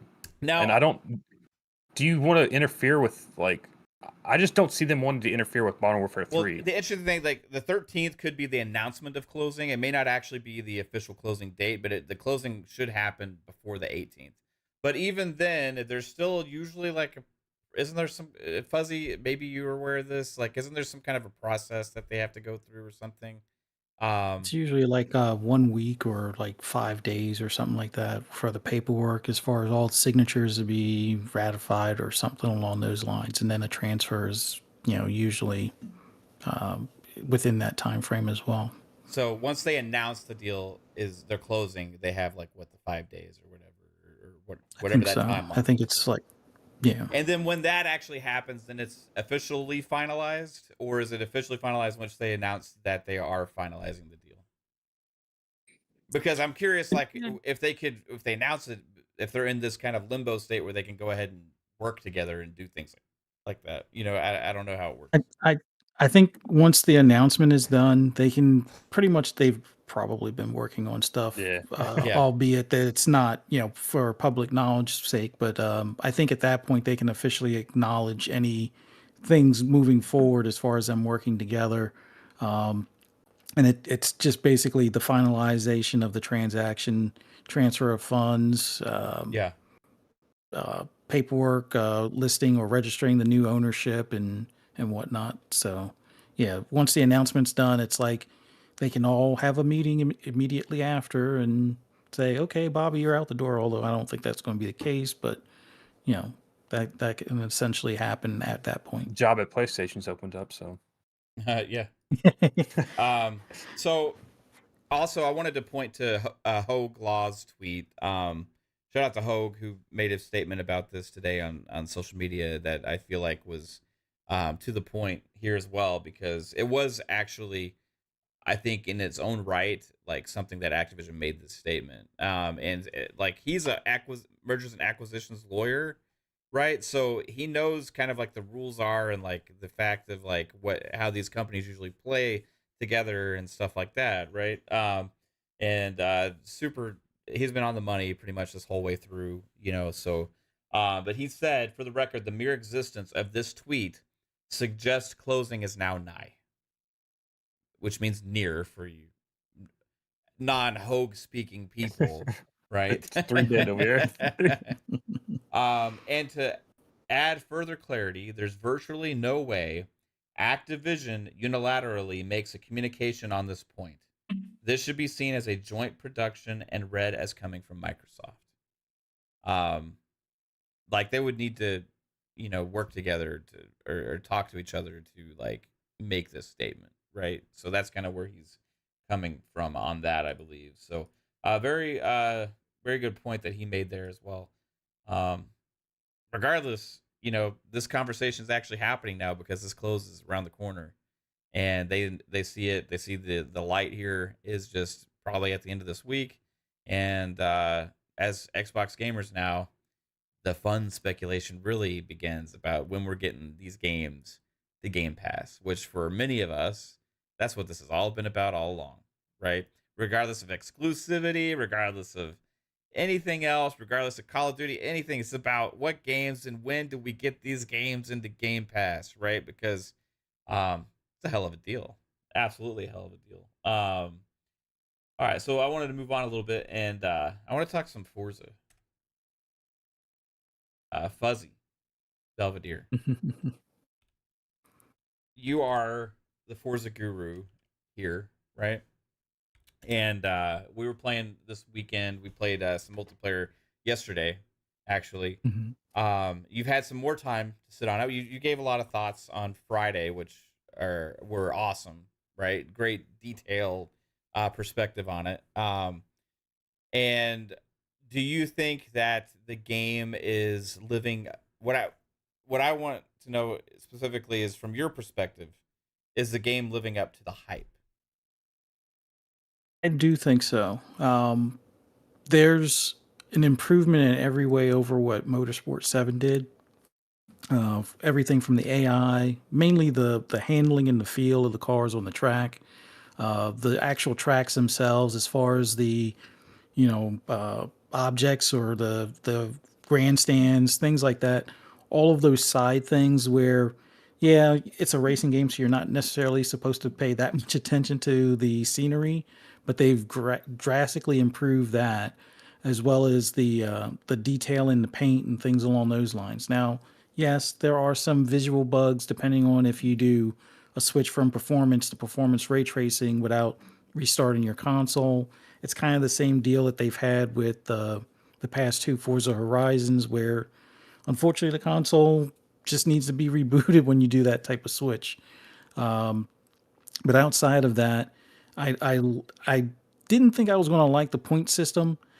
It's now starting to show a little bit of an annoyance in some areas, but for the most part, while doing the career, it fits. It gives you that like carrot on the stick, or that extra drive to continue to use that car, to level it up, to win the next race, or at least finish well in the next race. So the point system, albeit it could use some tweaks here and there, for the career, it fits that mode. The multiplayer, as far as when you're doing like a private multiplayer, it's a ton of fun. Yeah, it'd be a little bit more fun if we had like the AI mixed in possibly, but Yeah. Just for kind of feeling things out, starting off with like very very early cars or fresh cars as far as the mods, and then building them up each race. It was nice to see how everything kind of shifted depending on like if it was a rainy track or a dry track and things like that, and then in the weather effects themselves and other things as far as like the rubbering of the track. All of those effects add to the immersion. So it's everything I had hoped for, minus a couple of special request type things. I do still hope that they are able to implement some sort of like AI paint scheme stuff for the custom races. Like when you do the career, every car has like a paint scheme on it, whether it's one that person created or one of the popular ones that you can download for those cars. But every car has a paint scheme, so it looks like an actual race, except for when you have somebody that has like a SpongeBob car or something like that. But as far as when you do the custom races, it's just the basic paint, unless you're actually doing like the GT class cars or something like that, where the Cadillac prototype, or the GT3 cars, as far as like the Vet, the Porsche with the white and red stripe and stuff like that. But other than that, overall, I'm pretty happy with it. Up here on my own, kind of doing like side by side comparisons between GT7 that I played a lot of and Motorsport. There's a few areas where GT7, in my opinion, does things just a smidge better, and that's more so on the replay cameras, albeit that the replay cameras are drastically improved for Motorsport. But all in all, I'm much happier than I thought I would be after hearing, well, there's only 20 tracks. Yes, it's only 20 tracks, but they're going to probably have a track added every month. So that initial list, while some of my favorites missed the cut, we'll more than likely see them over the year as far as, new tracks being added every month, cars being added every month, new events being added every week. So as a platform, it's an awesome foundation, and I look forward to seeing the support that they do over the next 5+ years or whatever with it. So, right on, man. We had a blast playing multiplayer. There was a couple of issues. Like I remember the first race we got into. For some reason, Steel couldn't see Pong's car. Like Pong's car was invisible, so that was just funny. And that only happened for one race, and then it fixed. I think I crashed out once during multiplayer with you guys, and then had to hop back in. And that first race when the weirdness was going on with Pong and Steel, the places were kind of like off with like the finishes and stuff. But after that, like every race was right with all of that stuff. It seemed like it was spot on. And that only happened one time, so it seemed like some kind of a fluke thing with getting the connections all established. But we probably raced like 7-8 races or so, like back to back. At least that, and for a couple hours, and it was a blast. And you can do, when you're doing the multiplayer, you can upgrade your cars too and earn XP and stuff. So that's really fun too, to actually get rewarded towards your car level while you're doing that with your friends and stuff. So it was pretty badass. I gotta say, I haven't had that much playing Forza multiplayer in years. Mainly because of the way the cars felt, though. Like it was blast. It was competitive too. Like really, honestly, like every single race we had, there was like transfer of like position. There was like paint. Well, we're all, I mean, to be honest, we had those moments, but we're all pretty much racing as pretty clean, to be honest with you. Like, and there was some times where certain things happened, or like I was like, "Oh shit, I'm sorry, Fuzzy." Like I knew I was about to slam into the back of you or whatever, and whoa, it happened once, But you upgraded the engine and downgraded the brakes. So. I did, and it caught me off guard, and we were coming into a chicane, and then I somehow you stayed on the road. I was slamming on my brakes, dude, and the car just kept fucking going. I was like, "Oh shit!" Like I knew it was about to happen. And that caused it to pile up, right? But that was one moment out of all the races. Other than that, like, I mean, the way like we're competing and passing each other on the inside or the outside, like multiple times in the same tracks and stuff, dude, it was pretty fucking amazing, honestly. Like the competitiveness going there, like, and actually feeling like everybody's kind of like there together, Lime Rock, I think, was the best. I think it was like you were in the lead. Steel took the lead, but he took it too hot. You cut under him, and I kind of like cut under you, and then you cut under me coming down the straightaway, and then pretty much you took the lead the rest of the way from there. So well, that race was awesome. I remember once Steel passed me, like we were like literally 10 feet from the finish line. And Steel had done a better job on that last corner, so he had more speed going to the finish, so he passed me. Luckily, he got penalized for going off the road earlier, so he had a second penalty, so I still got the win, right? But that, and then the last two races I wasn't competitive at all. I feel like I was like, my car was struggling for some reason. Like y'all tuned yours better than me or something. I don't know, but like it was just a blast, dude. And I love that Forza Motorsport is back to that feeling, because it had kind of gotten away from me a little bit there. And I hope, I know Pong said he's going back to Starfield and all this stuff and everything. And I probably will too, but like, I hope we make time, like as a community, to play Forza together for a long time, because it is that good. Jasper, are you excited at all for Forza? Yeah, I got it downloaded. I'm gonna try it when we end the show tonight. That's gonna be the first thing I do. So there's that, I guess. Comes out in 10 minutes. Nice. Yeah. Johnny Ravioli. It says it comes out he said 13 minutes, but yeah, it's pretty about close. Yeah. 11 minutes or so. Yeah, it's so good. I love it. Yeah, but hey guys. Psycho, are you back? I know you stepped away. No, okay, he's not. All right. He just joined the YouTube thing, so. Did he? Yes, I did. Oh, okay. Are you pumped for Forza? Are you gonna play it tonight or? It depends. I gotta work early in the morning, so Yeah. it's one of those things that I might not get to experience because it's what, midnight? Yeah, 10 minutes. From Yeah, now. 10 minutes. Yeah. Yeah, 10 minutes before the launch. Yeah, I know it's 10 minutes from now, but like I said, I gotta be up early in the morning, Yeah. so it's like I'll probably just throw on a movie and crash. But when I get off work, I will definitely be checking it out because all the videos, everything, even the party chats with like last night, hearing the excitement and all the fun everyone's having and just seeing how gorgeous this is. I can't wait to play it because I liked what was it? 7 was it? Yeah, 7. I like 7, but I kind of want to get in to see what they have improved. I really want to check out like how much I can actually like tune each car and kind of like put my touch on some of the stuff and see how realistic it is versus just being a game. Is that Lionel Richie? Is it Richard for Johnny Ravioli or whatever? Hello, in the chat, Johnny Ravioli. Oh, it's yeah, Johnny Ravioli. All right, yeah, go ahead, Psycho. Sorry, but yeah, I'm.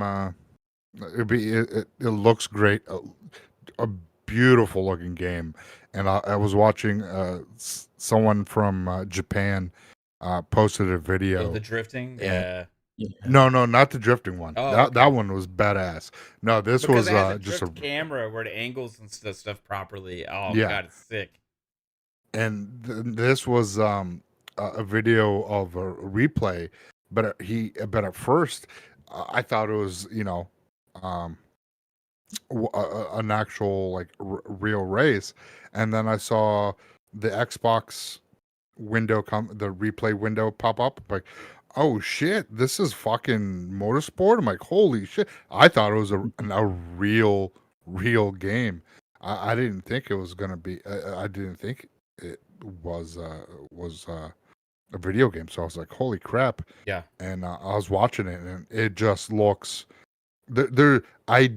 I don't see how people can say that GT7 looks better than this when you have the natural lighting from the ray tracing when it's at night and raining. Holy shit, that stuff just looks nuts. And just the amount of like actually seeing the cars pass, when you pass them, you see them in your side mirrors and your rear mirrors, and when you're in cockpit view, you're like, damn, okay, that's pretty damn cool. And I can't wait. Definitely we trying not more likely tomorrow. Right on. Yeah, oh, man, I'm looking forward to playing it with you, honestly. So Yes, everybody, we got one more segment here on Fun Speculation Podcast. It's called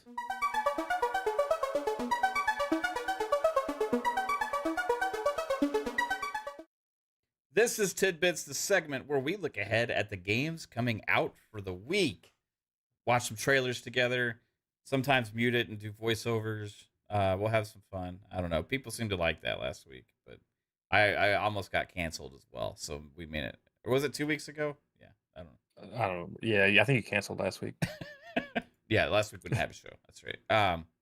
All right. So what do we got up first? Forza Motorsport. You're muted, Fuzzy, too.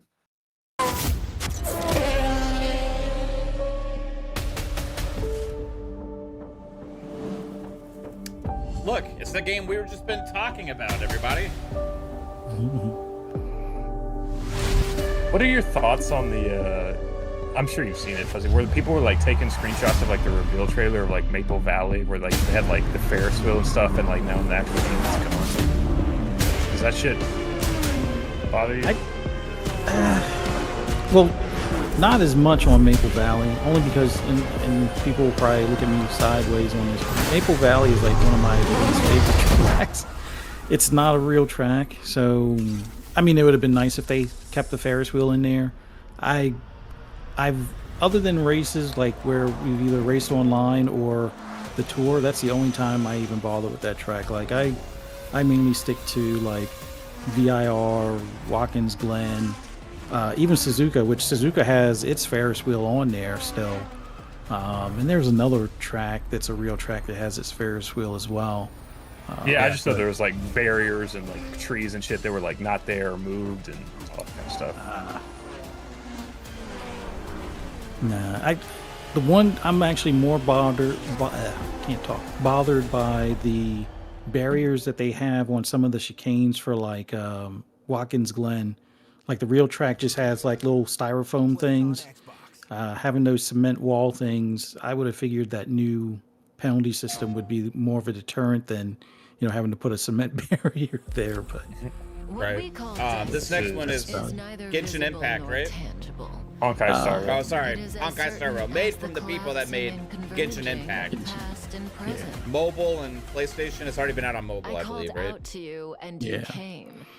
It's free to play? It's supposed to be, yeah, it's supposed to be free to play, but on PlayStation, it looks like, for whatever reason, their store always puts the more expensive like item for pre-order. So if you want to pre-order it, it's $9.99, which I'm assuming gives you like some sort of skins pack or something. Right.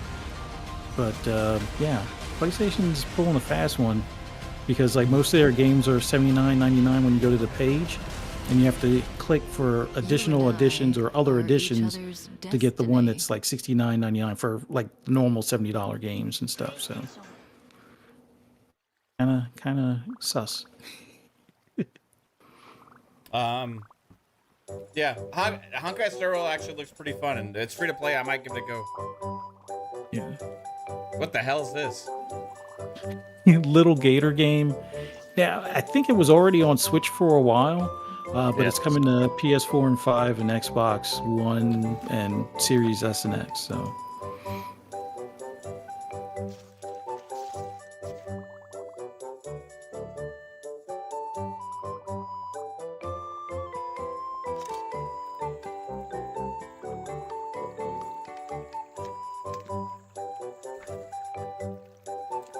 What the fuck are we watching? Whee! It's like if Animal Crossing took crack. Nah. It's 3-Bits Game of the Year. You know he's hyped for this. Oh, Jason Max said Roblox is better. Well, guess what? You're in for a surprise in the next trailer.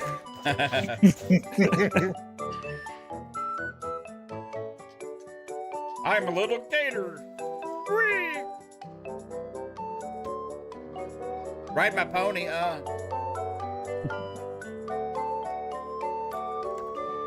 Little Gator game. October 10th. Is this money? This is money. Yeah, $30 for it. Oh. Now I know this trailer is what do you call them? From 2020, but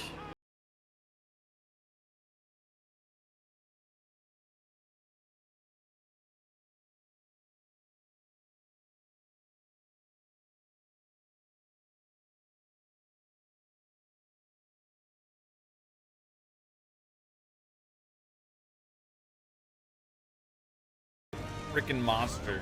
And it's very versatile, all the different games that are on there and stuff. Like,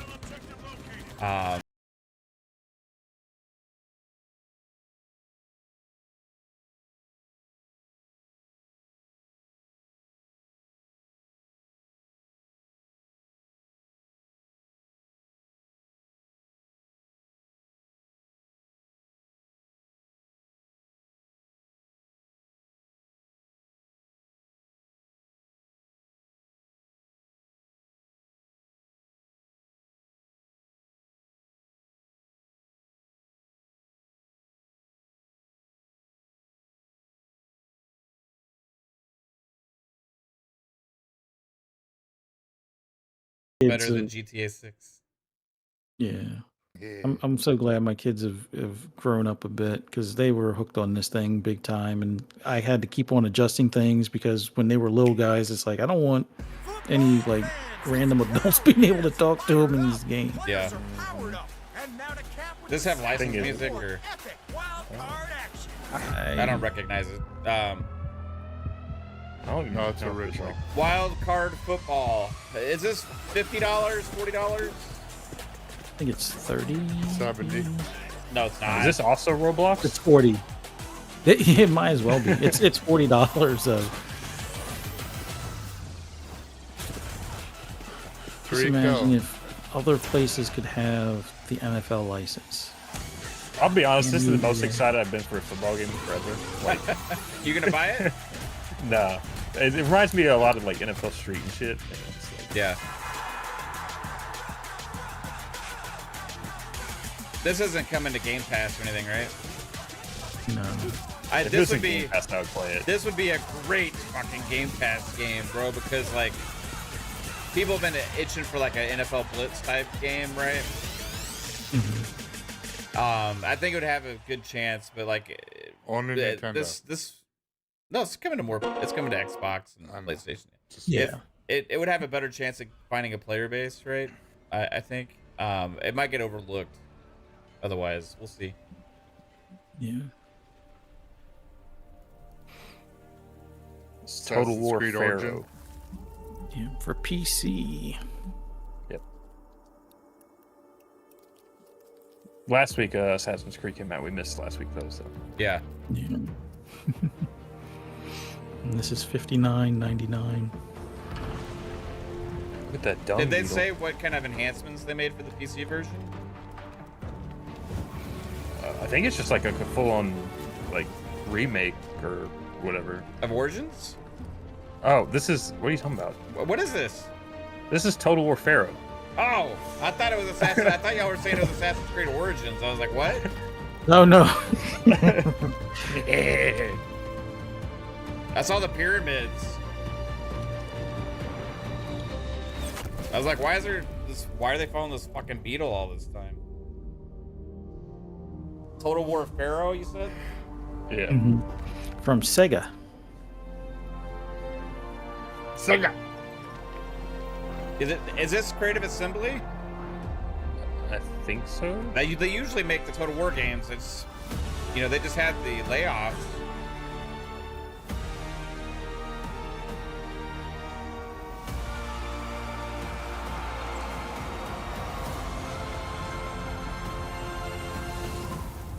Total War Pharaoh. Yeah, unfortunately, they didn't really show any gameplay, but Yeah, Creative Assembly. Yeah, I never really cared for the Total Wars because it's like more group armies you're moving instead of like individual units. So for an RTS, I didn't really care for it. Salt Sea Chronicles. Banger. Is this like Sea of Stars, but the prequel? No. Oh.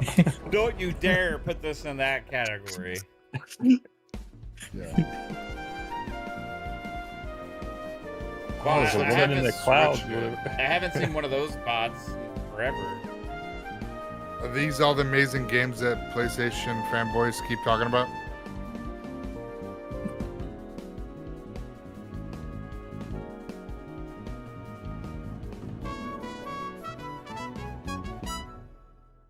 Salt Sea seems like Chronicles. I have It no seems like idea a PlayStation banger. what you do in that game. What is it coming up for? Everything? oh, PS5, Switch, and PC. Damn, That's okay. missed that one. Lords of the Fallen. This is probably one of the bigger games this week besides Forza. Yeah. Yeah. $69.99. Yeah, GameStop was promoting the hell out of this game.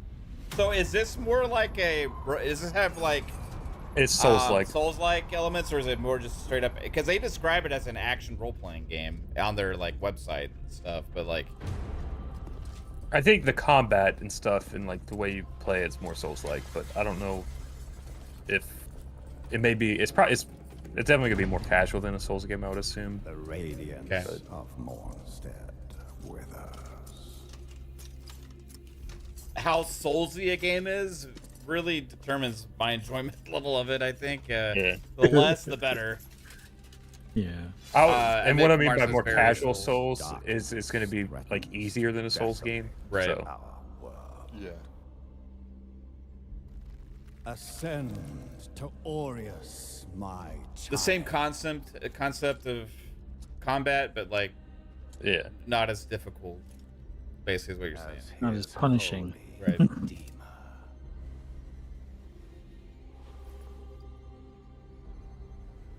In light we walk. Y'all think this is gonna do well? Burn their Eh, very There's a lot of shit out this month. And Yeah. I literally haven't seen that many people talk about Assassin's Creed, so yeah, that's a bigger game than this. You know, Souls games are all the rage. Like the Remnant Your really flesh has took been off made more than they thought it sacrosanct would. with The mark of the Dark Crusade. But it did come out at a good time. Yeah. Yeah. Nothing was Yeah, coming. Lies of P should have You might get been dinged on this more trailer. hyped, but yeah. Fuck it, I want to listen to this song. So Great potential dwells within you, doubtless, for you to be chosen thusly.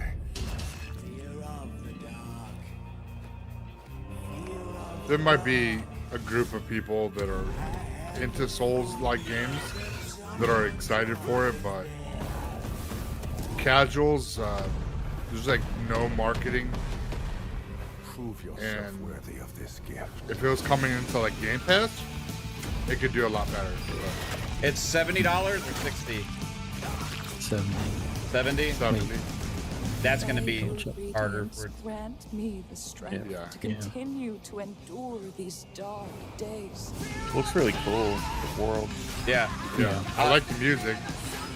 Every time I see this game, I think it looks gorgeous. Like the art style, the environments, enemies. And then I see the gameplay and it looks like a Souls game, and I'm like, well, never mind. Unfortunately made a slave to unceasing hunger. I don't want to die a Pity. thousand.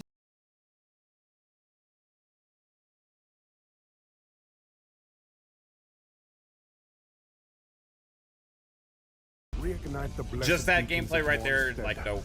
And thwart Adir's cataclysmic resurrection.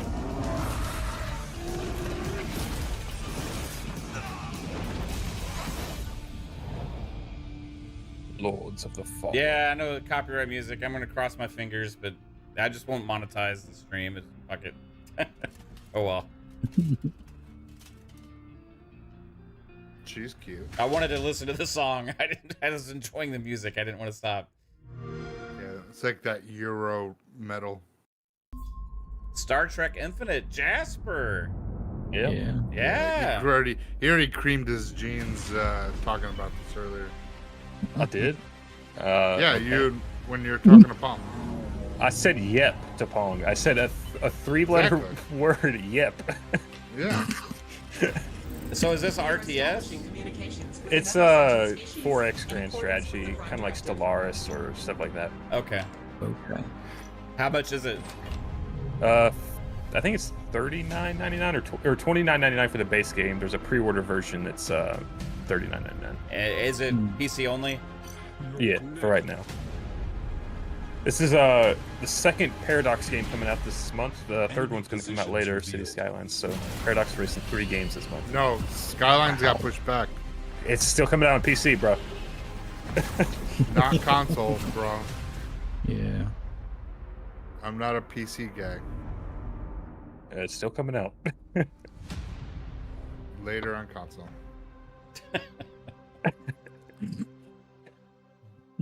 Is City Skylines this week? Or no? It's next Next week.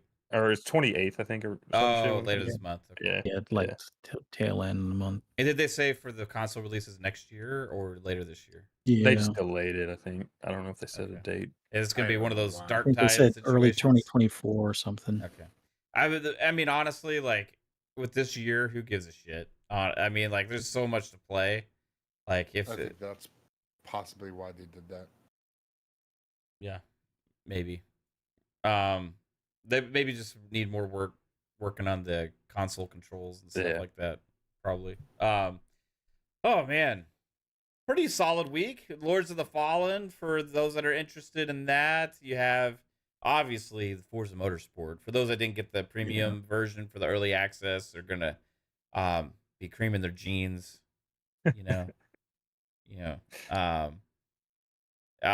when they rev up their engines for the first time. Then we had a couple of games. I don't remember anything about them. I know one of them had a gator in it. And there was another one that had something to do with salt water or some shit like that.